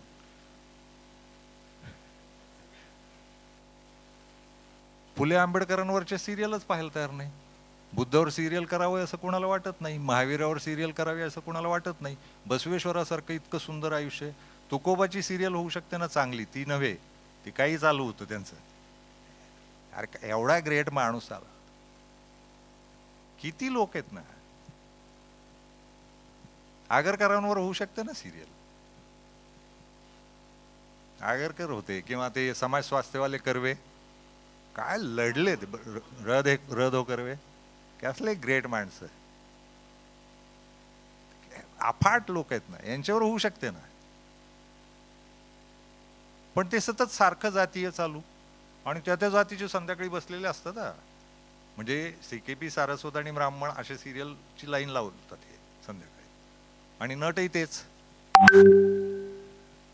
आकाशवाणीवर मी एकदा सूचना केली की सकाळी तुम्ही बुद्धाची वचनं ऐकवा ना. बुद्धाची वचनं नाही ऐकवत. बुद्ध या देशातला. बरं तो मानवतेचं बोलला अखिल जागतिक. तो धम्म धर्म असलं जाऊ द्या, तो केवळ माणूस म्हणून बोललाय. कधी आकाशवाणीवर ऐकली का सकाळी सकाळी बुद्धवचनं? त्याचाही जात खेळ चालू आहे सगळा. हे कसं चालेल? आणि लोकशाही देश आहे, संविधान सांगते सगळे धर्मनिरपेक्ष आणि जातनिरपेक्ष जगले पाहिजेत. हं, तर मग शाळा, आकाशवाण्या, टी व्ही हे सगळं जात आणि धर्मनिरपेक्ष असलं पाहिजे. साहित्य, प्रसार माध्यम तसं नाही झालेलं. आपण हेही विभागून टाकले आणि जागतिक व्हायला तयार नाही आहोत. डोस्टोवस्कीची जात सांगा, डोस्टोवस्कीचा धर्म सांगा. सार्त्र होता ना, त्याचा धर्म आणि जात सांगा. शेक्सपियरची जात आणि धर्म सांगा. पोचले ना जगभर, कारण ते मानवी कारुण्याचं बोलत राहिले. तुमचा कोणीच का पोचत नाही? तर तुम्ही बसलाय आपला. ते पो माहितीये ना, पो पो हा शब्द माहितीये का? कोणाला माहितीये? जरा हात वर करा. हा, एकच फक्त, दोन. काय? आणि कृषी संस्कृती, कृषी प्रधान देश आहे. अरे पो म्हणजे गाया म्हशी जे टाकतात त्याला. हा, ते आपल्या आपल्या पोवात बसलोय आपण किडे म्हणून. ते बिळ पाडतात ना वाळल्यावर. साहित्याची दशा तशी झाली आहे, कलांची दशा तशी झाली आहे, प्रसार माध्यमांची, राजकारणाची. देश उभा राहिला पाहिजे तर तो फक्त जात आणि धर्म याच्या पल्याड जाऊन केवळ भारतीय होऊनच उभा राहिला. आणि इथलं साहित्य आणि कला उदात्त आणि मोठ्या व्हायच्या असतील आणि चिरंजीव व्हायच्या असतील तर ते निव्वळ मानवतेनं आणि भारतीयत्वानं होईल.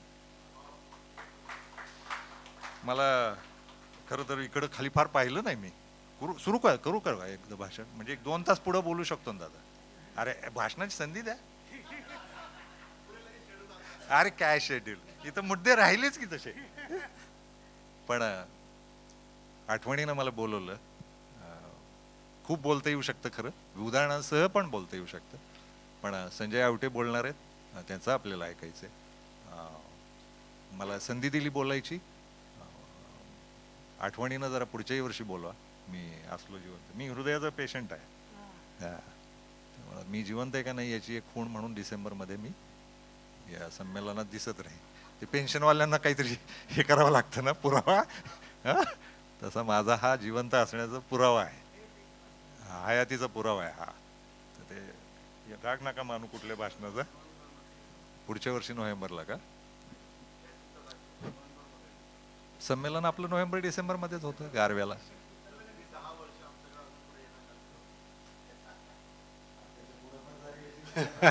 तुम्ही लोक साला शतायुषी म्हणतात, तुम्ही दशायुषी व्हा म्हणताय. याला काय अर्थ आहे दादा?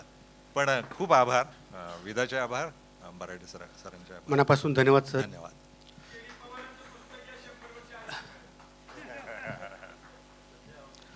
साहित्य, कला आणि जातीचे राजकारण या ऑनलाईन परिसंवादामध्ये माननीय राजन खान यांनी त्यांचे विचार व्यक्त केले आहेत. मी दिव्य मराठीचे माननीय संजय आवटे यांना विनंती करतो की त्यांनी त्यांचा कॅमेरा व त्यांचा व्हिडिओ सुरू करावा. साहित्यिक कलावंत संमेलनाच्या या अतिशय महत्वाच्या परिसंवादामध्ये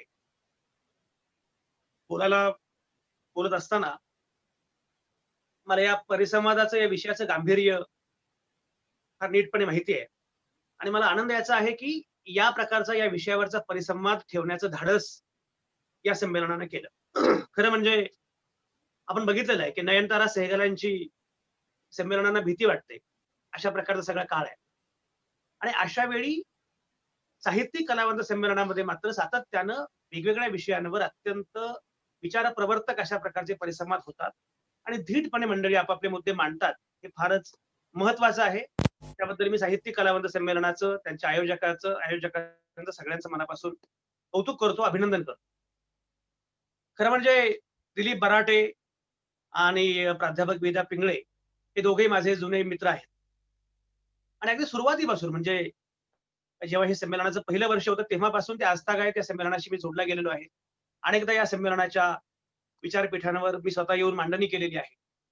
आणि त्यामुळे हे संमेलन किती आवश्यक आहे, किती वेगळ्या पद्धतीनं ही सगळी मांडणी होते याची मला कल्पना आहे. साहित्य, कला आणि जात अशा संदर्भातला हा परिसंवाद ठेवला जाणार आणि त्याच्यामध्ये राजन खान यांच्यासारख्या अतिशय महत्वाच्या लेखकाला बोलावणं हे फार आवश्यक होतं. राजन खान हे अतिशय सकस लिहिणारे असे कथाकार, कादंबरीकार, लेखक आहेतच. पण त्याहून महत्वाचं म्हणजे स्वतःची वेगळी भूमिका घेत काम करणारे अशा प्रकारचे संघटक पण आहेत. अक्षर मानवच्या निमित्तानं राजन खान यांनी जो प्रयोग सुरू केलाय, त्यातून खरोखरच माणूस घडवण्याचा, माणूस तयार करण्याचा आणि माणसाला माणूस करण्याचा प्रयत्न सातत्यानं राजन खान आणि त्यांची चळवळ करते आहे. आज राजन खानाने जी मांडणी केली, ती सगळी मांडणी आपण ऐकलेली आहे. खरं म्हणजे जातीच्या अनुषंगानं, धर्माच्या अनुषंगानं सातत्यानं आपण बोलत असतो, सातत्यानं आपण मांडणी करत असतो, सातत्याने मुद्दे मांडत असतो आणि वारंवार बोलत असून सुद्धा या विषयाचा आवाका काही आपल्याला समजत नाही आणि तरी याच्यावर काम मात्र केलं पाहिजे हे आपल्या लक्षात येतं. गंमत बघा, म्हणजे आज आहे 25 डिसेंबर. 25 डिसेंबर म्हणजे ख्रिसमस तर आहेच, पण सगळ्यात महत्वाचं म्हणजे हाच तो दिवस आहे की ज्या दिवशी डॉक्टर बाबासाहेब आंबेडकरांनी महाडच्या सत्याग्रहामध्ये मनुस्मृती जाळली. मी आंबेडकरांचं मोठेपण हे की ती मनुस्मृती जाळली म्हणजे एक घटना, एक घटना की जी घटना विषमतेवर आधारित होती, ती घटना त्यांनी जाळली आणि त्यानंतर काही वर्षांमध्ये त्यांनी देशाला, मानवी समुदायाला समतेवर अधिष्ठात असणारी नवी राज्यघटना किंवा संविधान दिलं. 25 डिसेंबरला जेव्हा हा मनुस्मृती दहनाचा कार्यक्रम झाला, सत्याग्रह झाला, तेव्हा बघा म्हणजे त्या सत्याग्रहाच्या वेळी सत्याग्रह कुठे करायचा महाडमध्ये? जागा मिळत नव्हती. कारण मुळामध्ये महाडच्या 14 तळ्याचं पाणी जे आहे ते कुत्र्यांसाठी, मांजरांसाठी स्वतंत्राने खुलं होतं. पण अस्पृश्य ज्यांना मानलं जात होतं त्या जातीने मात्र ते खुलं नव्हतं आणि म्हणून 14 तळ्याचा सत्याग्रह बाबासाहेबांनी केला. गंमत बघा की तेव्हा तिथे त्यांना त्या सत्याग्रहासाठी जागा मिळत नव्हती आणि त्यावेळी फतेह खान नावाच्या एका मुसलमान माणसानं बाबासाहेबांना ही जागा दिली की इथं सत्याग्रह करा. हा सत्याग्रह इथे करणार हे कळल्यानंतर लोकांनी जाऊन तिथले जे स्पृश्य पुढारी त्या काळात ते स्थानिक होते, त्यांनी जाऊन फतेह खानाला सांगितलं की बाबा तू असं करू नकोस, तू जागा देऊ नकोस, ते फार वाईट काम करतायत, धर्माच्या विरोधातलं काम करतायत. तेव्हा तो फतेह खान असं म्हणाला की हे माणुसकीचं काम आहे आणि मी बाबासाहेबांना शब्द दिलेला आहे त्याप्रमाणे हे काम पुढे होत राहील आणि त्यानंतर ती परिषद तिथं पार पडली. आणखी एक गोष्ट आपल्यापैकी अनेकांना माहिती नसते की त्या परिषदेमध्ये, सत्याग्रहामध्ये मनुस्मृतीचं दहन करत असताना, 14 तळ्याच्या अनुषंगाने सत्याग्रह करत असताना ज्या प्रमुख घोषणा होत्या त्यातली एक महत्वाची घोषणा होती, ती होती जय शिवाजी जय जिजाऊ. आणि बाबासाहेबांनी सांगितलं की रयतेच्या राजाच्या परिसरामध्ये मी हे काम करतोय, हा सत्याग्रह करतोय. कारण रयतेचा राजा जो माझा छत्रपती शिवबा, तो माझा राजा आहे आणि त्याच्यावर सुद्धा व्यवस्थेने अन्याय केला आणि म्हणून याच परिसरामध्ये मला हा सत्याग्रह करायचा आहे. गंमत बघा की त्या याच्यामध्ये ब्राह्मण होते, मुस्लिम होते, मराठा होते, अस्पृश्य तर होतेच, हे सगळे लोक होते. कारण मुळामध्ये बाबासाहेब आंबेडकरांचं म्हणणं असं होतं की हा संघर्ष हा कुठल्याही जातीचा नाही, हा मानवी मुक्तीचा संघर्ष. मी तर असं म्हणतो की 25 डिसेंबरला उलट पक्षी स्त्रियांनी हा आपला स्त्रीमुक्ती दिवस मानला पाहिजे. कारण त्या दिवशी खऱ्या अर्थानं मनुस्मृती जेव्हा जाळली गेली तेव्हा स्त्रियांना खऱ्या अर्थानं स्वातंत्र्य मिळालं. केवळ स्त्रियांनाच नाही, एका अर्थानं मानवी मुक्तीचा असा हा लढा होता. आज 25 डिसेंबर आहे म्हणून मला मुद्दाम आठवण झाली. पण मगाशी राजन खानांनी सांगितल्याप्रमाणे आपलं झालंय असं की आपण सगळ्या महापुरुषांना एका एका जातीमध्ये बंदिस्त करून टाकले. मग शिवाजीची एक जात असते, महात्मा फुल्यांची एक जात असते, बाबासाहेबांची एक जात असते आणि मग त्यामुळे खरोखरच मानवी मुक्तीचा लढा, संघर्ष म्हणून आपण या गोष्टींकडे बघत नाही. खरं म्हणजे मी जे मग सांगितलं की बाबासाहेबांनी जेव्हा सांगितलं की हा रयतेचा राजा आहे आणि 14 तळ्याचा सत्याग्रह झाल्यानंतर बाबासाहेब रायगडावर गेले, त्यांनी रायगडाचं दर्शन घेतलं. आमचा एक शाहीर असं म्हणतो, दोनच राजे इथे गाजले या कोकण पुण्यभूमीवर. दोनच राजे इथे गाजले या कोकण पुण्यभूमीवर, एक त्या रायगडावर, एक 14 तळ्यावर. म्हणजे शिवबा आणि बाबा यांच्यामध्ये असणारं हे जे जैव नातं आहे. तिसरी ज्योतिबा. आज ज्योतिबांच्या नावानं पण एक जात समूह उभा आहे. पण प्रत्यक्षामध्ये शिवाजी महाराज हा महाराष्ट्राचा प्रेमात होत आहे. हे महाराष्ट्राला सांगितलं कोणी पहिल्यांदा? ते सांगितलं महात्मा फुल्यांनी. मला असं वाटतं की शिवबा, ज्योतिबा, बाबा हा सगळा जैव संबंध लक्षात घेत आपल्याला मांडणी करावी लागणार आहे. तर विशेषतः आज जेव्हा की जातीचं आणि धर्माचं ध्रुवीकरण करण्याचा प्रयत्न मोठ्या प्रमाणामध्ये होतो. खरं म्हणजे 21व्या शतकाला सुरुवात होऊन आता 20 वर्ष झाली, आता पुन्हा 2021 येत आहे. पण तरी सुद्धा जात आणि धर्म यांचं प्रस्थ कमी होण्याऐवजी उलट पक्षी वेगवेगळ्या रूपामध्ये ते आणखी वाढतच चाललंय. म्हणजे औरंगाबादचं संभाजीनगर झालं पाहिजे अशी मागणी सध्या मी औरंगाबादमध्ये बसलेलो आहे. आणि औरंगाबादचं संभाजीनगर झालं पाहिजे यासाठी औरंगाबादमध्ये मोठी आंदोलनं सुरू आहे. औरंगाबादची महानगरपालिकेची निवडणूक तोंडावर आलेली आहे. आणि अशा वेळी मुद्दा काय आहे तर औरंगाबादचं संभाजीनगर झालं पाहिजे, मग छत्रपती संभाजीनगर झालं पाहिजे. मग ते कशासाठी आहे? छत्रपती संभाजींचं नाव द्यायचं अखेर औरंगाबादला. ते औरंगाबादला द्या, ते पुण्याला द्या, ते कोल्हापूरला द्या, साताराला द्या, सांगलीला द्या. पण इथं मुद्दाम द्यायचं यासाठी कारण हिंदू विरुद्ध मुस्लिम असा संघर्ष इथे निर्माण करायचा. पण मुळामध्ये संभाजी काय शिवाजी काय हे काही मुस्लिमांचे नव्हते, हिंदूंचे नव्हते, केवळ ते मुस्लिमांचे होते, सगळ्यांचे होते, रयतेचे राजे होते. दुसरीकडे औरंगजेब हा चांगला की वाईट सोडून द्या, पण आपण हे लक्षात घेतलं पाहिजे की मुळामध्ये औरंगाबाद नावाचं शहर बसवलं कोणी? मलिक अंबरनं. मलिक अंबर हा गुलाम वंशाचा. त्यानं तो नगरमध्ये जेव्हा निजामशाहीमध्ये काम करत होता तेव्हा तो औरंगाबादमध्ये आला. त्या औरंगाबाद हे शहरच तेव्हा नव्हतं. ते शहरच तेव्हा नव्हतं. आणि पुढे औरंगजेबानं ते वाढवलं. औरंगजेब इथे 65 वर्ष त्याच्या आयुष्याची. इथे होता औरंगाबादमध्ये. त्यामुळे औरंगजेबाचं नाव औरंगाबादला दिलं जातं. हा इतिहास फोडण्याचं काही कारण नाही. पण ते इतिहासाच्या निमित्ताने जाणीवपूर्वक हिंदू विरुद्ध मुस्लिम असं ध्रुवीकरण करण्याचा प्रयत्न करायचा. हे सगळं जे काही सुरू आहे. जातीच्या नावानं ध्रुवीकरण करणं, धर्माच्या नावानं ध्रुवीकरण करणं, अशा वेळी हा परिसंवाद मला फार महत्वाचा वाटतो. कारण मुळामध्ये साहित्यिक कलावंत आणि जात याच्या अनुषंगाने जेव्हा तुम्ही मुद्दा मांडता तेव्हा ते जास्त महत्वाचं आहे. कारण आपल्या हे कधी लक्षात आलं की मुळामध्ये सांस्कृतिक भुयारातून सगळं राजकारण आकार घेत असतं. हे सांस्कृतिक भुयार आपल्याला समजत नाही. एक लक्षात घ्या, एक साहित्य, कला, माध्यम या सगळ्यातून एक वेगळं राजकारण आकार घेत असतं. त्याचे आपल्याला अनेकदा बोध होत नाही, लक्षात येत नाही, हे नक्की काय चाललेलं आहे. आणि त्याच्यामुळे आपण त्याकडे त्या प्रमाणामध्ये लक्ष देत नाही. उलटपक्षी मी असं म्हणतो, की राजकारणामध्ये जी काही जात दिसते आहे, राजकारणामध्ये जो काही धर्म दिसतो आहे, तो मुळामध्ये या सगळ्या सांस्कृतिक भुयारातून आलेला आहे आणि म्हणून हे सांस्कृतिक भुयार तपासण्याचा प्रयत्न या निमित्ताने केला पाहिजे. हे जास्त महत्वाचं आणि जास्त आश्वासन. त्यामुळे म्हणून या प्रयत्नांचं अगदी मनापासून स्वागत केलं पाहिजे. एक लक्षात घ्या, साधी गोष्ट मला नेहमी अशी वाटते साहित्याच्या अनुषंगाने किंवा कलेच्या अनुषंगाने बोलत असतात. एकीकडे जात प्रबळ आहे, प्रभावी आहे आणि त्याच वेळी जातीअंताच्या म्हणून ज्या चळवळी उभ्या राहिल्या त्या सुद्धा नंतरच्या कालावधीमध्ये जातीयवादीच होत गेल्या. अशा प्रकारे आपण बघतो आहोत. म्हणजे जातीअंताचं नाव घ्यायचं पण तीही चळवळ जातीयवादी होत जाते आणि ज्यांना जात हवीच आहे ते जातीयवादी असतातच. आणि या सगळ्याचं प्रत्यंतर आपल्याला वेगवेगळ्या निमित्ताने दिसत असतं. कोरोनाचा मगाशी उल्लेख झाला. कोरोना जेव्हा आला तेव्हा अर्णब गोस्वामी आणि या सगळ्या पत्रकारांनी सगळ्या माध्यमकर्मींनी ज्या प्रकारची भूमिका घेतली की जणू काही तबलिगींमुळेच कोरोना आलेला आहे. म्हणजे जणू मुस्लिम लोकांनी हिंदू भारतावर हा कोरोना नावाचं संकट लादलेलं आहे अशा प्रकारे तबलिगींची चर्चा झाली. नंतर तबलिगीच्या अनुषंगानं उच्च न्यायालयानं सांगितलं की तबलिगींना हे मी सांगत नाहीये, उच्च न्यायालयाच्या खंडपीठानं हे जाहीरपणे सांगितलं की तबलिगींना बळीचा बकरा केलं गेलं. तबलिगींचा त्यामध्ये काही दोष नव्हता. ते जे आले होते तबलिगी बाहेरून ते नियमानुसार आले होते. त्यांच्याकडे विजा होता, त्यांच्याकडे व्यवस्थितपणे कारण होतं. पण ते सगळं हाताळण्यामध्ये सरकारला अपयश आलं. पण सगळं खापर मात्र फोडण्याचा प्रयत्न केला तबलिगींवर आणि अर्णब गोस्वामी आणि त्याची जमात ज्या प्रकारे तबलिगींच्या नावाने सगळे शंख करत होते. मला असं वाटतं की मुळात सगळीकडे या प्रकारचा प्रयत्न, या प्रकारचा डिस्कोर्स, या प्रकारचा नॅरेटिव्ह तयार करण्याचा प्रयत्न होतो. आणि मग हे नॅरेटिव्ह जे आहे ते अधिकाधिक ध्रुवीकरणाचा प्रयत्न केला जातो. अधिकाधिक धर्मांध, जात्यंध अशा प्रकारची भूमिका घेतली जाते आणि ही भूमिका घेणाऱ्यांमध्ये माध्यमं आहेत. ही भूमिका घेणाऱ्यांमध्ये तुम्हाला साहित्यिक दिसतील, कलावंत पण आहेत. मग ज्याप्रमाणे मगाशी राजन खान यांनी उल्लेख केला, ते अगदी खरं आहे, की साहित्यिकांचे सुद्धा जातनिहाय गट पडलेले आहेत. पत्रकार आणि संपादकांचे जातनिहाय आणि धर्मनिहाय असे गट आहेत.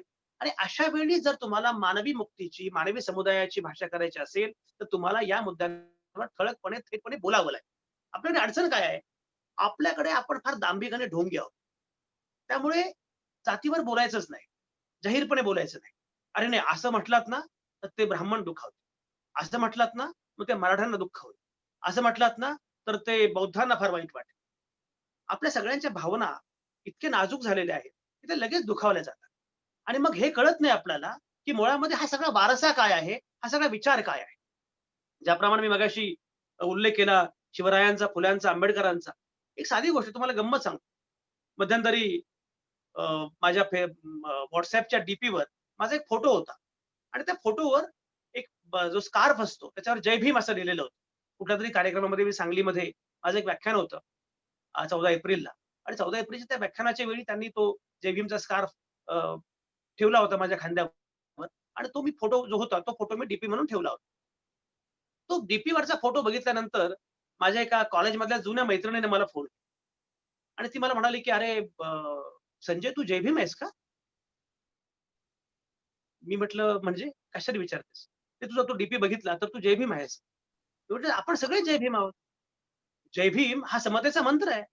जय भीम हा मानवी मुक्तीचा मंत्र आहे. त्यामुळे जय भीम तू आहे, मी पण जय भीम आहे." तो "नाही, नाही, मी नाही जय भीम, मी ब्राह्मण आहे." पण मला असं वाटलं होतं, की तू जय भीम असशील असं काही मला वाटलं नव्हतं. मी म्हटलं, "तुला म्हणायचंय काय?" आणि मग तिला मी सांगितलं, की "तुला बाबासाहेबांबद्दल काय माहित आहे? तुला महात्मा फुल्यांबद्दल काय माहित आहे? महात्मा फुले आणि सावित्रीबाई फुले हे सगळ्यांचे आयकॉन आहेत हे तुला माहित आहे का?" ती म्हटली, "नाही, तुमचे असतील, माझे काही आयकॉन नाहीयेत." मी म्हटलं, "माझं उलटं मत असं आहे, की महात्मा फुल्यांनी, सावित्रीबाई फुल्यांनी जे काम केलं ते प्रामुख्याने ब्राह्मणांसाठीच केलं. त्यांनी उलट दलित आणि ओबीसी यांच्यासाठी काहीच काम केलं नाही." ती म्हणे, "असं कसं काय?" म्हटलं, "मला एक सांग, तुला महात्मा फुल्यांबद्दल काय-काय माहिती आहे मला सांग जरा." तिने सांगितलं, की महात्मा फुल्यांनी पहिली मुलींची शाळा सुरू केली. म्हटलं, "बरोबर. त्या मुलींच्या शाळेमध्ये ज्या मुली आल्या, त्या प्रामुख्याने कुठल्या जातीच्या होत्या? आणखी तुला काय माहिती आहे?" तर ती म्हणाली, की केशवापनाच्या विरोधामध्ये महात्मा फुल्यांनी न्हाव्यांचा संप केला. म्हटलं, "बरोबर. केशवापनाची प्रथा ही कुठल्या जातींमध्ये होती? तुम्ही काकस्पर्श बघितलेला आहे. ती काही ब्राह्मणेतर जातींमध्ये नव्हती. मग ब्राह्मण महिलांचं केशवपन होऊ नये यासाठी ओबीसी न्हाव्यांचा रोजगार बुडवला महात्मा फुल्यांनी.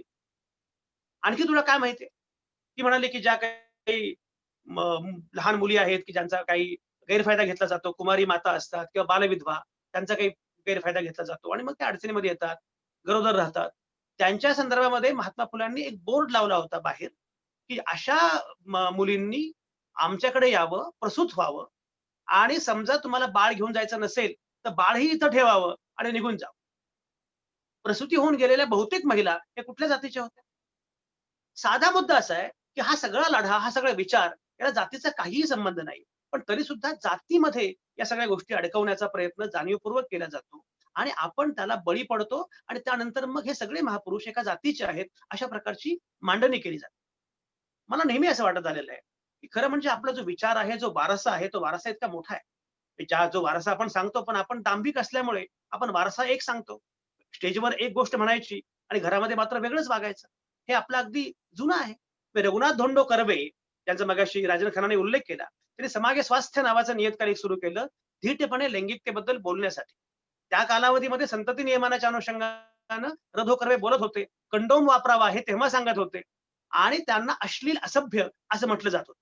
रघुनाथ धोंडो कर्व्यांच्या विरोधामध्ये खटला दाखल झाला, की तुम्ही अश्लील आणि असभ्य आहात, असा खटला दाखल झाला. त्या खटल्यामध्ये र.धो. कर्व्यांचं वकीलपत्र घेतलं कोणी? तर भीमराव रामजी आंबेडकरांनी. आणि जेव्हा ते वकीलपत्र घेतलं, तर त्याच्यामध्ये र.धो. कर्व्यांचा पत्ता होता. रघुनाथ धोंडो कर्वे, भटवाडी, मुंबई. बाबासाहेबांचे एक अनुयायी त्यांना म्हणाले, की "अहो बाबासाहेब हे तर भटवाडीतले भट आहेत. यांचा आपण कशाला घ्यायचं आरोपपत्र?" तर बाबासाहेब असं म्हणाले, की ज्या मूल्यांसाठी ते लढतायत, ते मूल्य कुठल्याही जातीचं नाहीये. आपल्याला मानवी मुक्तीच्या अनुषंगाने पुढे जायचं. मला असं वाटतं, की एकीकडे ही सगळी मांडणी, एकीकडे ही सगळी विचारधारा आणि प्रत्यक्षात मात्र सांस्कृतिक राजकारण ज्या प्रकारे आकाराला आलेलं आहे, ते आपण बघतो.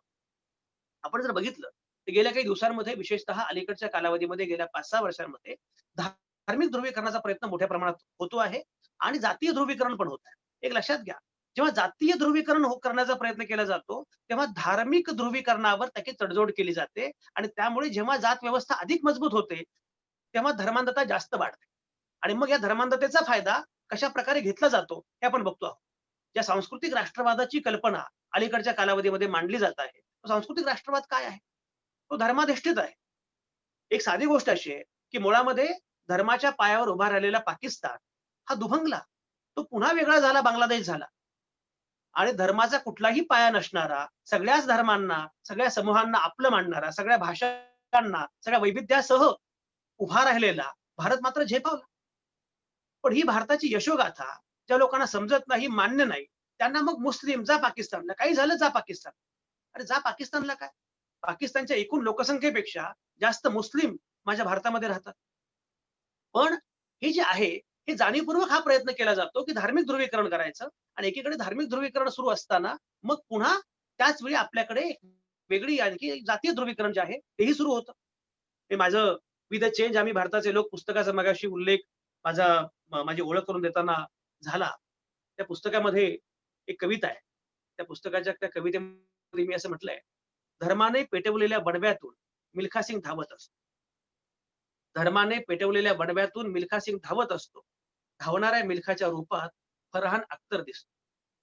टाळ्या पिटणाऱ्या कोणालाच दोघांचाही धर्म ठाऊक नसतो. अरे तुम्ही कितीही नाकारली तरी हीच मागे देशाची गाथा आहे. भल्या भल्यांचा उतरवला तोरा, तुमची काय कथा आहे. आम्ही भारताचे लोक, हीच आमची ख्याती आहे. आम्ही भारताचे लोक असं म्हणताना माणूस आणि मानवता याच्या अनुषंगाने बोलताना जातीच्या आणि धर्माच्या पलीकडे असणारी ही जी विचारधारा आहे, या विचारधारेच्या आधारावरच म्हणजे मगाशी मी उल्लेख केला 25 डिसेंबरचा. 25 डिसेंबरला जेव्हा मनुस्मृतीचं दहन केलं, तेव्हा बाबासाहेबांनी जाहीरपणे सांगितलं, की मनुस्मृती हे तेव्हाचा कायदा होता, तेव्हाचे नियम होते. ते सगळे नियम म्हणून ग्रथित केले आणि हे सगळे नियम हे मुळामध्ये विषमतेवर आधारलेले असे नियम होते. पण असे काही फार मोजके महात्मा आहेत, ज्याच्यामध्ये येशू आहे, ज्यामध्ये टॉलस्टॉय आहे आणि अर्थातच बुद्धांचा उल्लेख त्यांनी केला, की यांनी मात्र लोकांना लोकानुनय करण्यापेक्षा सुद्धा लोकांना नवी दिशा देण्याचा प्रयत्न केला. म्हणजे बाबासाहेबांना बुद्ध महत्वाचा वाटतो, येशू महत्वाचा वाटतो, कबीर महत्वाचा वाटतो.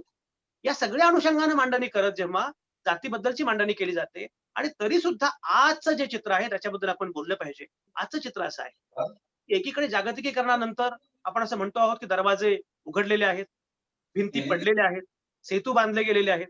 म्हणजे तुम्ही कुठल्याही देशामध्ये असा, तुम्ही अमेरिकेमध्ये असा, भारतामध्ये असा, तुम्ही एकमेकांशी नातं सांगू शकता. एकीकडे सेतू बांधले गेलेले आहेत, एकीकडे भिंती पडत आहेत, पण त्याच वेळी दुसरीकडे मात्र हा जातीयवाद जो आहे, जात नावाची गोष्ट जी आहे, धर्म नावाची गोष्ट जी आहे, ती मात्र मोठ्या प्रमाणात वाढते आहे. आणि ते केवळ भारतामध्ये घडतंय असं नाही. जगभरामध्ये या प्रकारचा एक ट्रेंड दिसतो आहे. हे आपण जर बघितलं तर अगदी अमेरिका असेल किंवा बाकीचे आणखी काही देश असतील, या सगळीकडे उजव्या विचारसरणीला थोडंसं बळ मिळावं असा हा कालखंड आहे. म्हणजे जागतिकीकरणानंतर संकुचितवाद जो आहे तो पुन्हा प्रभावी होतो आहे, अशा प्रकारे पण घडत आहे. मी असं अजिबात मानण्याचं कारण नाही की माझ्याकडे इंटरनेट आलं, माझ्याकडे सगळी साधनं आली म्हणजे मी माझी ठेवण, माझी विचार करण्याची शैली बदलेल असं मानायचं काही कारण नाही. केशवसूत म्हणाले होते की जग केवढं तर माझ्या तुमच्या डोक्या एवढं. त्यामुळे तुमचं डोकं जेवढं आहे तेवढाच तुम्हाला जगाचा अर्थ लागतो. आणि हे डोकं विस्तारण्याची जी काही शक्यता आहे ती निर्माण झाल्याशिवाय केवळ तुम्हाला मोठी नोकरी मिळाली, मोठं पद मिळालं, पैसे मिळाले, बाकी साधन सामग्री आली म्हणजे तुमच्यामध्ये ही व्यापकता येईल असं मानण्याचं काही कारण नाही. एक मजा बघा, म्हणजे मी मगाशी उल्लेख केला सांस्कृतिक राष्ट्रवादाचा. खरं म्हणजे सांस्कृतिक राष्ट्रवाद ही कल्पना मुळातच आपल्याकडे बाहेरून आणली गेली. आपला राष्ट्रवाद जो आहे तो राष्ट्रवाद या प्रकारचा नव्हताच. मगाशी तुकारामाचा उल्लेख झाला, ज्ञानेश्वरांचा उल्लेख झाला. आपला राष्ट्रवाद जो आहे, आपली मानवतेची कल्पना जी आहे ती सुरुवातीपासूनच व्यापक होती. म्हणजे आमच्या ज्ञानेश्वरानं जेव्हा आता विश्वात्मके देवे म्हटलं, तेव्हा अमेरिकेचा जन्म पण झालेला नव्हता आणि विश्वात्मकता किंवा जागतिकीकरण यांचाही जन्म झालेला नव्हता. पण ही मांडणी ज्ञानेश्वरांनी तेव्हा केली. आता ज्ञानेश्वर तुकाराम यांना सोबत घेत एक नवा राष्ट्रवाद, नवी मूल्य व्यवस्था विकसित करण्याचं आपल्या समोर आव्हान असताना सुद्धा आता काय होतंय तर महापुरुषांचं अपहरण केलं जातं. म्हणजे आषाढी वारीचं अपहरण केलं जातं. तिकडे तर गांधींचं अपहरण केलं जातं, आंबेडकरांचं अपहरण केलं जातं, सरदार पटेलांचं अपहरण केलं जातं, भगतसिंगांचं अपहरण केलं जातं. अशा वेळी मुळामध्ये सांस्कृतिक राष्ट्रवाद या प्रकारे वाढत असताना खऱ्या-खुऱ्या राष्ट्रवादाची कल्पना मांडण्याचं आपल्यापुढे आव्हान आहे. हा एक भाग. मगाशी मी माध्यमांचा उल्लेख केला, की माध्यमं काय पद्धतीनं हे सगळं पसरवतायत, काय प्रकारे मांडतायत. उल्लेख केल्यापैकी साहित्याचा, सिनेमाचा, चित्रपटांचा, मालिकांचा सगळ्याच अनुषंगाने.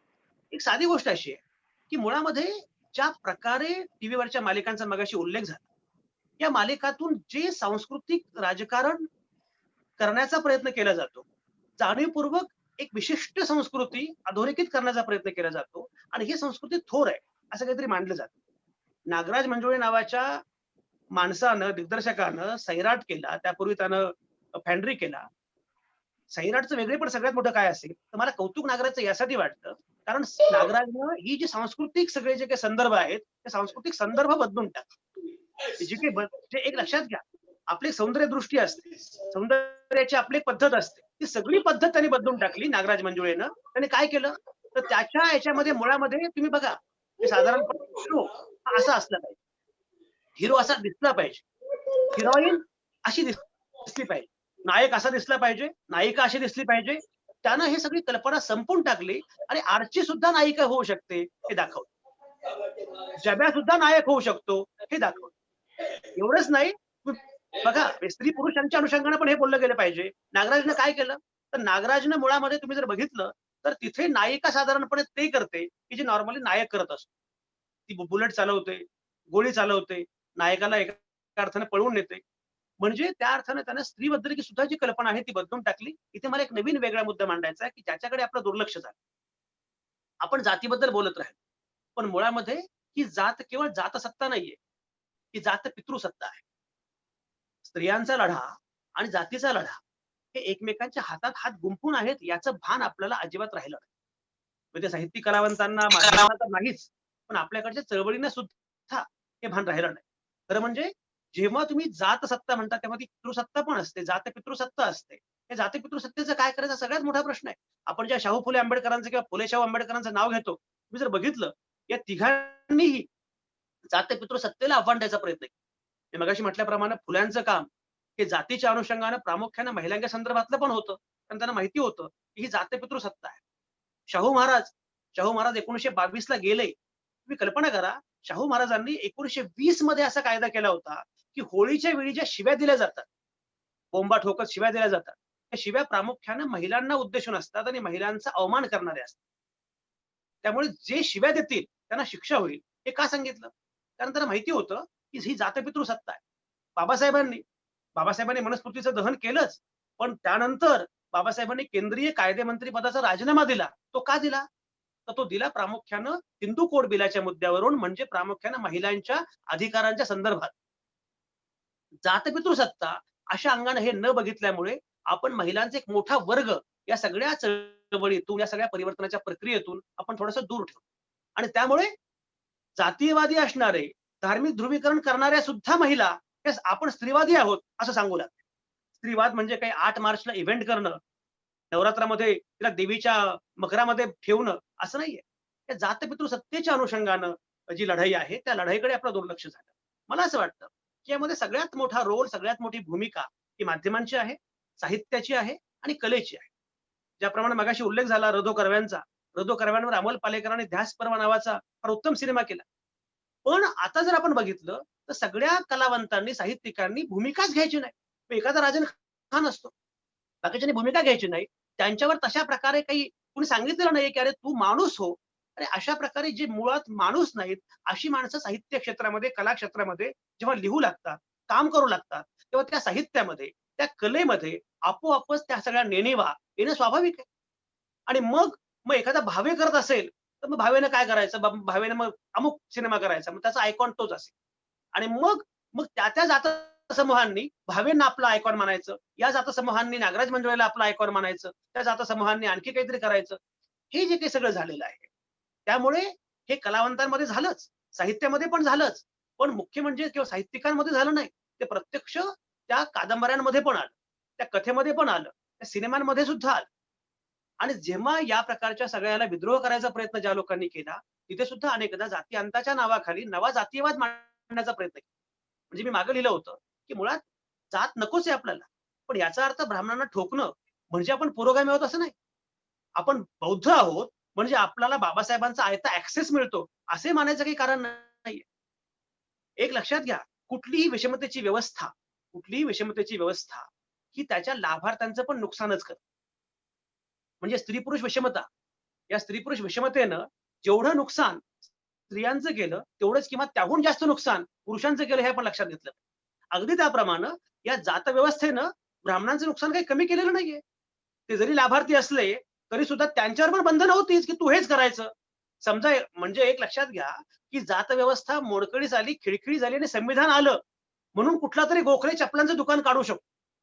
म्हणून कुठलातरी कुलकर्णी देशपांडे 7 समुद्र ओलांडून सिलिकॉन व्हॅलीमध्ये नोकरी करू शकतो.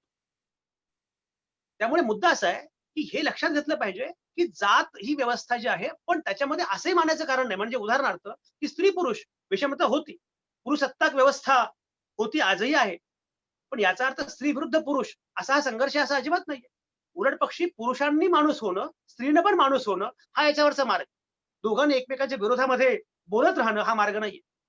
अगदी त्याप्रमाणे समतेसाठी जात समूहांनी एकमेकांच्या विरोधामध्ये उभं राहणं हे याच्यावरचं उत्तर नाहीये. उलट पक्षी प्रत्येकानं आपली जात गळून कशी पडेल आणि त्याच्या पलीकडे आपण माणूस कसे होऊ असा प्रयत्न केला तर खऱ्या अर्थानं मानवी साहित्य, खऱ्या अर्थानं मानवी कलाकृती तयार होऊ शकते. हे मला गंमत वाटते. बाळूमामा, ज्योतिबा या सगळ्या ज्या मालिका मला दिसतात, त्या सगळ्या मालिकांच्या अनुषंगाने पुन्हा काय झालंय, की प्रत्येक जातीला आपापला आयकॉन पाहिजे. म्हणजे मग अण्णाभाऊ तुम्हाला दिलं ना अण्णाभाऊ तो कसा तिकडे येतो. प्रत्येक जातीला आपापले आयकॉन पाहिजेत आणि हे आयकॉन हे केवळ केवळ या स्वरूपाचेच नाहीयेत. अगदी समकालीन संदर्भात सुद्धा एखादा आय-पी-एस अधिकारी असतो. मग तो जर मराठा असेल, तर मराठ्यांचा मापदंड होतो, मराठ्यांचा मानबिंदू होतो.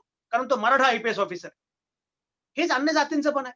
ब्राह्मण काय, बौद्ध काय या सगळ्या जातींमध्ये जर या प्रकारे आपण सुरू केलं, तर मला असं वाटतं, की त्याच्यातून ज्या प्रकारचं माध्यम विश्व, ज्या प्रकारे साहित्य विश्व, कला विश्व आक्रसलेलं आहे. शेवटी एक लक्षात घ्या, मोठं साहित्य, मोठी कलाकृती काय करते? तर ती मानवी जगण्याला भेटते.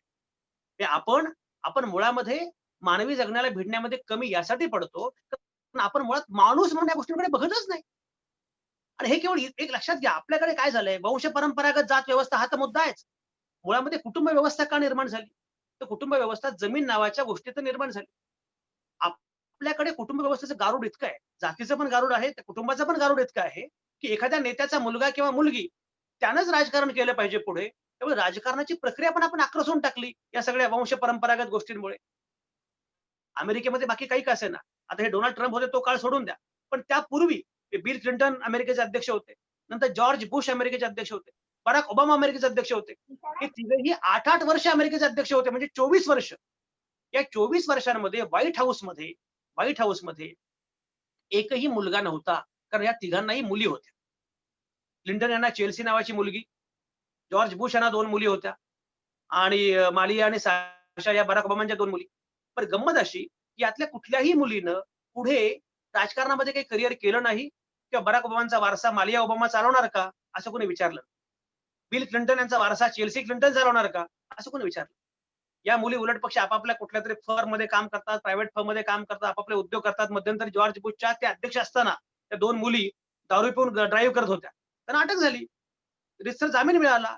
मी अध्यक्ष आहे, असं कोणी म्हटलं नाही. कारण मुळामध्ये लोकशाही जी असते, ती जेव्हा तुम्ही ही कुटुंब संस्था, वंश सातत्य, वंश परंपरागत घराणेशाही याच्यातून बाहेर पडता, जात सोडता, माणूस होता, तेव्हा खऱ्या अर्थाने तुम्ही माणसांकडे माणूस म्हणून बघू शकता. न्यूझीलंडमध्ये जेसिंडा आर्डन नावाची बाई, ती न्यूझीलंडची पंतप्रधान झाली दुसऱ्यांदा.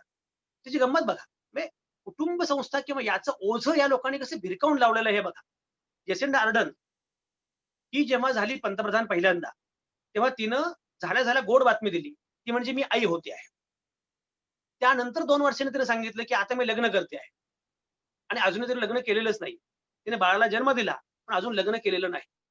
पण तरीही न्यूझीलंडमध्ये तिला कोणी विचारलं नाही, की "अरे, तुझा नवरा कुठला? काय? तुझं कसं काय चारित्र्य?" तिला चारित्र्याचं प्रमाणपत्र कोणी विचारलं नाही.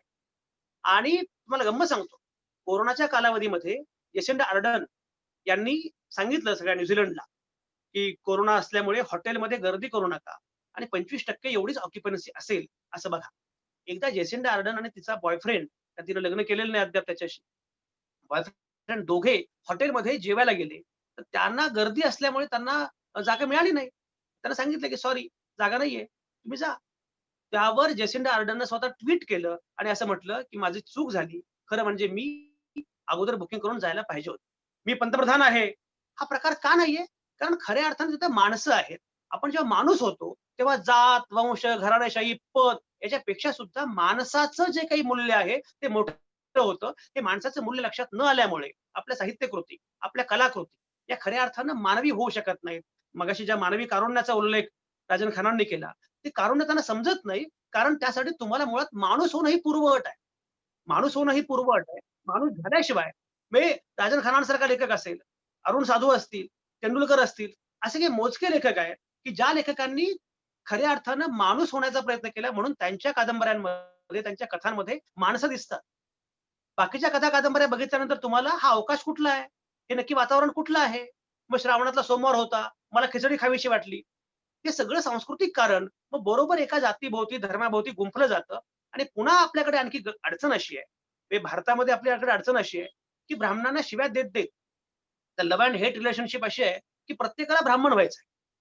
कारण ब्राह्मण हे काहीतरी आदर्श आहे. ते आपल्याकडे सगळे देव सुद्धा बघा, त्याला ज्या प्रकारे ते बोलतात, ते मला कोणीतरी मध्यंतरी म्हटलं, ते सगळे महापुरुष सुद्धा, ते अगदी आंबेडकरांवरची मालिका सुद्धा, शिवरायांवरची मालिका सुद्धा, ती सगळी भाषा, सगळं जे काही आहे ना, ते इतकं आपण ब्राह्मणी करून टाकतो, की त्या त्या सांस्कृतिक परिवेश आणि अवकाश आपण लक्षातच घेत नाही. सगळ्याचं ब्राह्मणीकरण करायचं.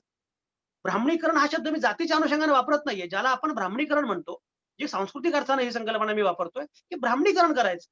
त्यामुळे खऱ्या अर्थानं मुक्त लेखन, खऱ्या अर्थानं मुक्त वातावरण जे यायला पाहिजे, ते साहित्यामध्ये उमटलं नाही. ते कथा कादंबऱ्यांमध्ये आलं नाही, ते सिनेमामध्ये आलं नाही, माध्यमांमध्ये तर अजिबात आलं. आणि मग काय झालं, की अँकर पाहिजे. अँकर कसा पाहिजे? तोच चेहरा पुन्हा. मी साम टीव्हीला संपादक होतो. खूप चांगला अँकर मुलगा-मुलगी, ज्याची भाषा चांगली आहे, ज्याचं वाचन चांगलं आहे, त्याची समज आहे, ज्याला खरंच नीटपणे समजतं. पण तो स्क्रीनवर बसत नाही कारण त्याच्यामध्ये हीच चौकट आहे, सौंदर्याची ही दृष्टी आहे.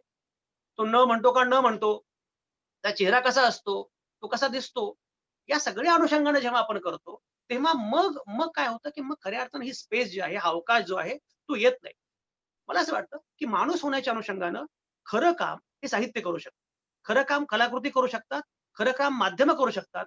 पण या तिन्ही लोकांनी साहित्य, कलाकृती आणि माध्यमं या तिन्ही लोकांनी, तिन्ही घटकांनी आपली जबाबदारी तर विसरलेली आहेतच, पण उलटपक्षी अधिक जातीयवादी, अधिक जात्यंध, अधिक धर्मांध अशा प्रकारचं सांस्कृतिक राजकारण करण्याचा प्रयत्न हे सगळे लोक करतायत आणि म्हणून आपल्याला जात भिरकावून देणं हे सगळ्यात महत्वाचं आहे, की मला माझी जात भिरकावून देता आली पाहिजे. समजा धर्म भिरकावून देता येणं शक्य नसेल, तर किमान तुम्हाला हे तरी मान्य केलं पाहिजे, की सगळे धर्म, सगळ्या धर्मांविषयी मला आदर आहे.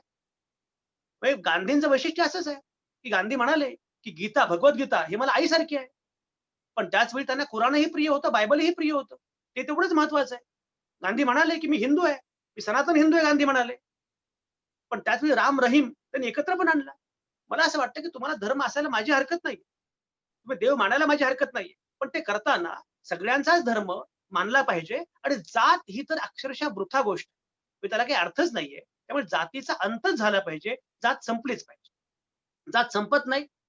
याचं सगळ्यात महत्त्वाचं कारण जे आहे, ज्याचा मगाशी उल्लेख झाला, ते म्हणजे याच्यामध्ये आर्थिक हितसंबंध मोठ्या प्रमाणात आहे. ही एक आर्थिक हितसंबंध आहे, की साखळी आहे आणि मोठी चौकट आहे.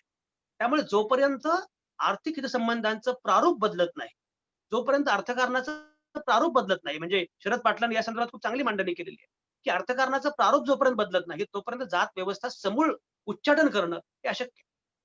म्हणजे गांधींनी तेव्हा सांगितलं होतं, की आंतरजातीय लग्न असेल तरच मी जाईन, आंतरजातीय लग्न नसेल तर त्या लग्नाला मी जाणार नाही.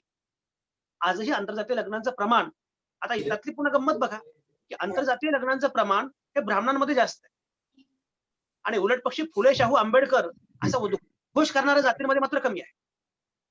स्त्री-पुरुष समता ही ब्राह्मण घराण्यामध्ये तुम्हाला दिसते. पण फुले, शाहू, आंबेडकर म्हणणाऱ्या घरांमध्ये मात्र ती दिसते का? I am doubtful. कोरोनाच्या कालावधीमध्ये जेव्हा लॉकडाऊन होतं, तेव्हा थांब जरा मी तुला चहा करून देतो. थांब जरा संध्याकाळी स्वयंपाक मी करतो. असं म्हणणारे कुटुंब कुठल्या जातीची होती बघितलं पाहिजे. मुद्दा असा आहे, की आपण फुले, शाहू, आंबेडकर असं म्हणत असताना सुद्धा या सगळ्या जातसमूहांच्या अनुषंगानं आपली जी मांडणी आहे, ती मांडणी मात्र आपली तीच पारंपरिक असेल, तर मग उलटं झालं असं, की ब्राह्मणी व्यवस्थेच्या कचाट्यातून ब्राह्मण जातीचे लोक बाहेर पडले, पण तो कचाटा त्या त्या ट्रॅपमध्ये अन्य जातींचे लोक मात्र अद्यापही अडकलेले आहेत. ते ब्राह्मणांना शिव्या घालतात, पण प्रत्यक्षात मात्र सांस्कृतिक अर्थांनी अद्यापही ते त्याच कह्यात आहेत, तर त्याच याच्या ट्रॅपमध्ये आहेत, हे पण लक्षात घेतलं पाहिजे. तुम्हाला गंमत सांगतो. म्हणजे मगाशी ज्याप्रमाणे उल्लेख झाला, की जात शोधायचा प्रयत्न आपल्याकडे केला जातो.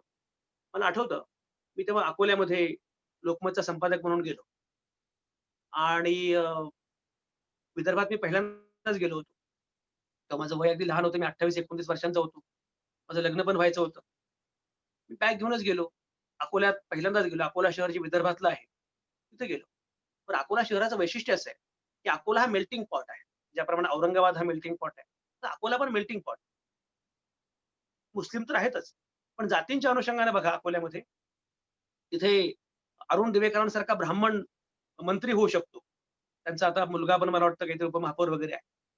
तिथे प्रकाश आंबेडकर तेव्हा खासदार होते आणि ते खुल्या मतदारसंघातनं खासदार झालेले होते. तर बौद्धांची संख्या मोठी आहे. पुरुषोत्तम खेडेकर मराठा सेवा संघाचे, ते तिथलेच. तर मराठा, बौद्ध, ब्राह्मण अशा सगळ्या जाती ठळक, प्रभावी आणि अत्यंत इन्फ्लुएन्शियल. तिथे मी गेलो. पण गंमत काय, की मला असं वाटलं, की लोकांना प्रश्न पडेल, की हा पुण्याचा माणूस आमच्या विदर्भावर संपादक म्हणून का लादला? हा एवढा तरुण 28 वर्षांचा मुलगा, हा आमच्याकडे संपादक म्हणून का पाठवलं? असं काहीतरी म्हणतील. पण लोकांचा प्रश्न तो नव्हता. लोकांचा प्रश्न होता त्यांची जात कुठली? पण अकोल्यात माझ्याकडून नातेवाईक नव्हते. अकोल्यामध्ये माझ्याकडून नातेवाईक नव्हते. नातेवाईक असले की काय होतं, की हा यांचा भाऊ, म्हणजे भावाची जात ही आहे.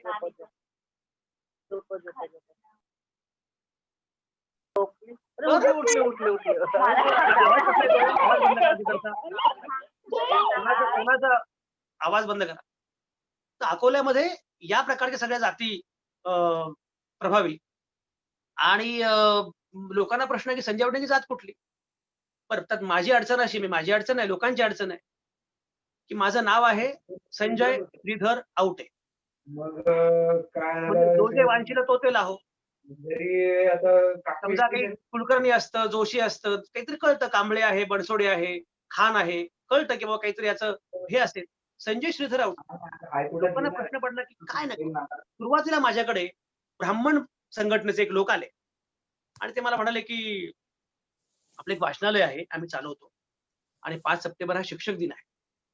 शिक्षक दिनाच्या निमित्तानं ग्रंथ हेच शिक्षक असं काहीतरी आम्हाला एक भाषण पाहिजे. तुम्ही बोलाल का? कुठल्या ग्रंथावर बोलाल? म्हटलं तुम्ही सांगा. तर मी म्हटलं मी असं करतो, मी ज्ञानेश्वरांवर बोलतो. तर म्हटलं ठीक आहे. मी ज्ञानेश्वरांवर भाषण केलं आणि ज्ञानेश्वरांवर मी 1.5 तास बोलल्यानंतर अकोलेकरांनी अशी आकाशवाणी केली की संजय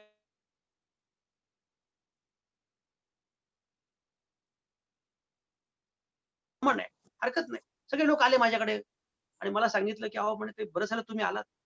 काय त्या आरक्षणामुळे फार पंचायत झाली. आरक्षणामुळे काय झाले आता, की ते नको ते लोक नको त्या खुर्चीवर बसलेले. पण हे संपादक पद म्हणजे बुद्धीचं काम आहे. इथं तरी किमान आपली माणसं पाहिजेत. तुम्ही आपले आहात, आम्हाला फार बरं वाटतं. म्हटलं छान मलाही मलाही म्हटलं मलाही फार बरं वाटलं. त्याच्यानंतर तुम्हाला गंमत सांगतो. पुरुषोत्तम खेडेकरांना कुठून तरी असा शोध लागला. बोलला ना. पश्चिम महाराष्ट्रामध्ये आवटे हे मराठा असतात. त्या शोधाला काही अर्थ नव्हता. पण त्यांना शोध लागला.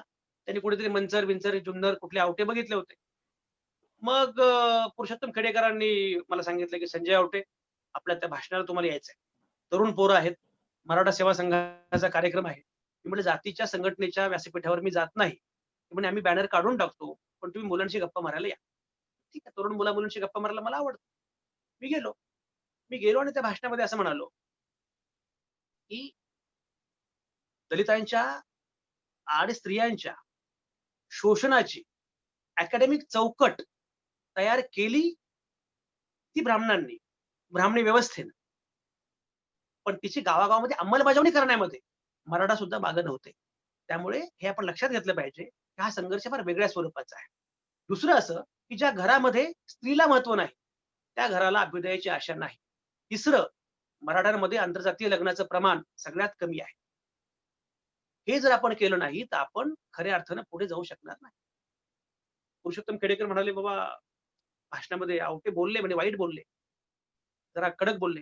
पण आपलाच माणूस आहे. त्यामुळे माझी खात्री आहे, की ते बाहेर जाऊन असं काही बोलणार नाही." मी त्यांना म्हटलं, "खात्री आहे की धमकी आहे?" झालं. मग संजय आवटे मराठा असं अकोल्यामध्ये सुरू झालं. त्यानंतर 6 डिसेंबर आला. 6 डिसेंबर आल्यानंतर माझी गावागावामध्ये भाषणं सुरू झाली. पूर्ण सप्ताह जो होता, त्या सप्ताहामध्ये अकोला, बुलढाणा, वाशिम, अमरावती, यवतमाळ सगळीकडे मी भाषण करत होतो. बाबासाहेब सांगत होते. शेवटचं भाषण सप्ताहातलं एवढं एवढं रंगलं, की 2 तास मी बाबासाहेब समजावून सांगत होतो, बोलत होतो बाबासाहेब.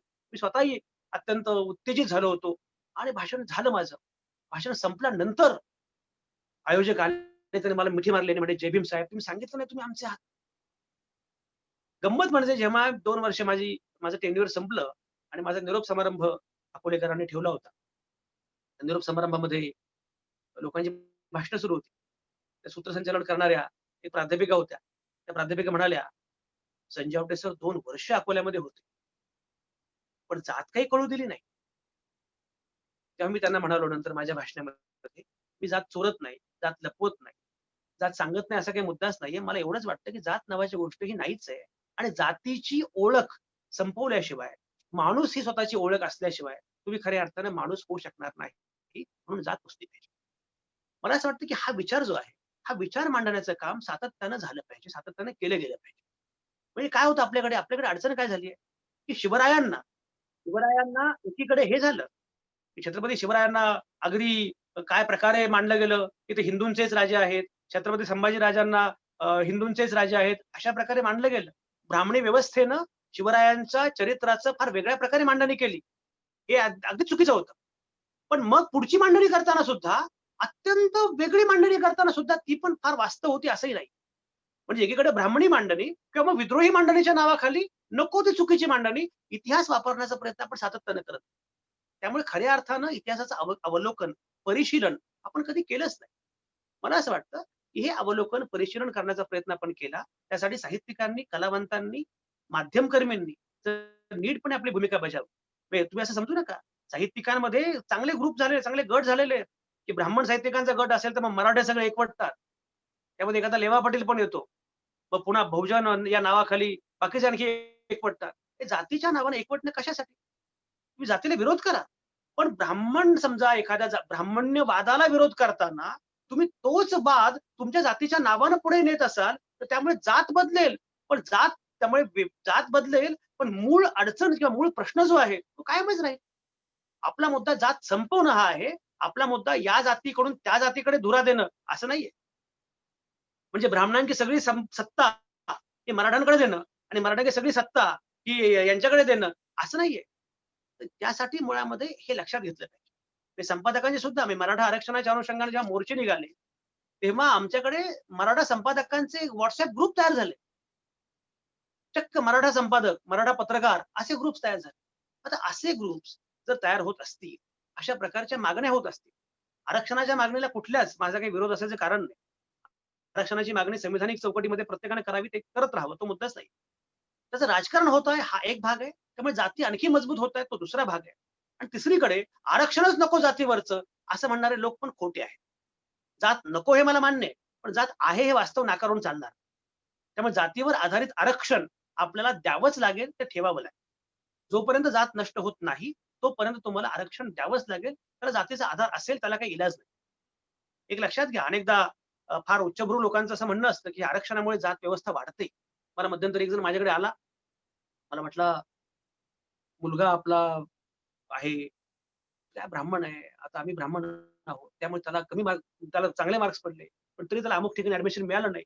पण दुसऱ्या एका मुलाला मात्र तो वेगळ्या जातीचा असल्यामुळे त्याला आरक्षण होतं. त्यामुळे त्याला ॲडमिशन मिळालं. त्याच्यामुळे जाती व्यवस्था बळकट होते. आरक्षण बंद केलं." म्हटलं एक लक्षात ठेवा. जात होती म्हणून आरक्षण आलं. आरक्षण आहे म्हणून जात नाही आले. त्यामुळे जात केलीच पाहिजे, पण जोवर ती आहे, तोपर्यंत आणि जोवर जातीच्या अनुषंगानं माणसाचं मूल्यमापन केलं जातं, तोपर्यंत तुम्हाला एका रात्रीमध्ये आरक्षण टाळता येणार नाही, हे लक्षात घेतलं पाहिजे. आणि म्हणून मला स्वतःला असं वाटतं, की जर या प्रकारची मांडणी करण्याचा प्रयत्न आपण केला, तर निश्चितपणे बऱ्याच गोष्टी होत राहतील. मला खात्री आहे वेळ बराच झालेला आहे. पण या दिशेने जाणं खूप महत्वाचं आहे. ज्याप्रमाणे मगाशी अमेरिकेचा उल्लेख झाला. अमेरिकेमध्ये 1901 मध्ये बुकर टी वॉशिंग्टनला हा कृष्णवर्णीय विचारवंत, त्याला रुझवेल्ट अमेरिकेचे अध्यक्ष, त्यांनी व्हाईट हाऊसवर जेवायला बोलावलं. अमेरिकेमध्ये दंगल उसळली. व्हाईट हाऊसवर ब्लॅकला तुम्ही कसं काय बोलावं? आज त्याच व्हाईट हाऊसमध्ये बराक ओबामांच्या निमित्तानं एक ब्लॅक प्रेसिडेंट झाला. आता कमला हॅरिस यांच्या निमित्तानं अमेरिकेची उपाध्यक्षा कृष्णवर्णीय झालेली आहे. सगळीकडे जग बदलतं पण आहे, चांगल्या गोष्टी घडतायत. मात्र त्यासाठी दांभिकता सोडून, ढोंगीपणा सोडून आपल्याला खऱ्या अर्थाने माणूस व्हावं लागणार आहे. हा लढा मोठा आहे. हा लढा लांब पल्ल्याचा आहे, पण तो लढत राहावा लागणार आहे. आणि त्यासाठी मला असं वाटतं, की साहित्य, कला आणि माध्यमं यांनी सक्रिय भूमिका बजावणं हे आव्हान आपल्यासमोर निश्चितपणे आहे. त्यासाठी साहित्यिकांनी, पत्रकारांनी, माध्यमकर्मींनी, कलावंतांनी स्वतः माणूस होणं, आपल्या नेणिवेमध्ये सुद्धा माणूसच असणं, आपण प्रथमतः आणि अंतिमतः माणूस होणं, भारतीय होणं हे जास्त आवश्यक आहे. ते आपण केलं तर निश्चितपणे येणारा काळ खूप छान असेल यात काही शंका नाही.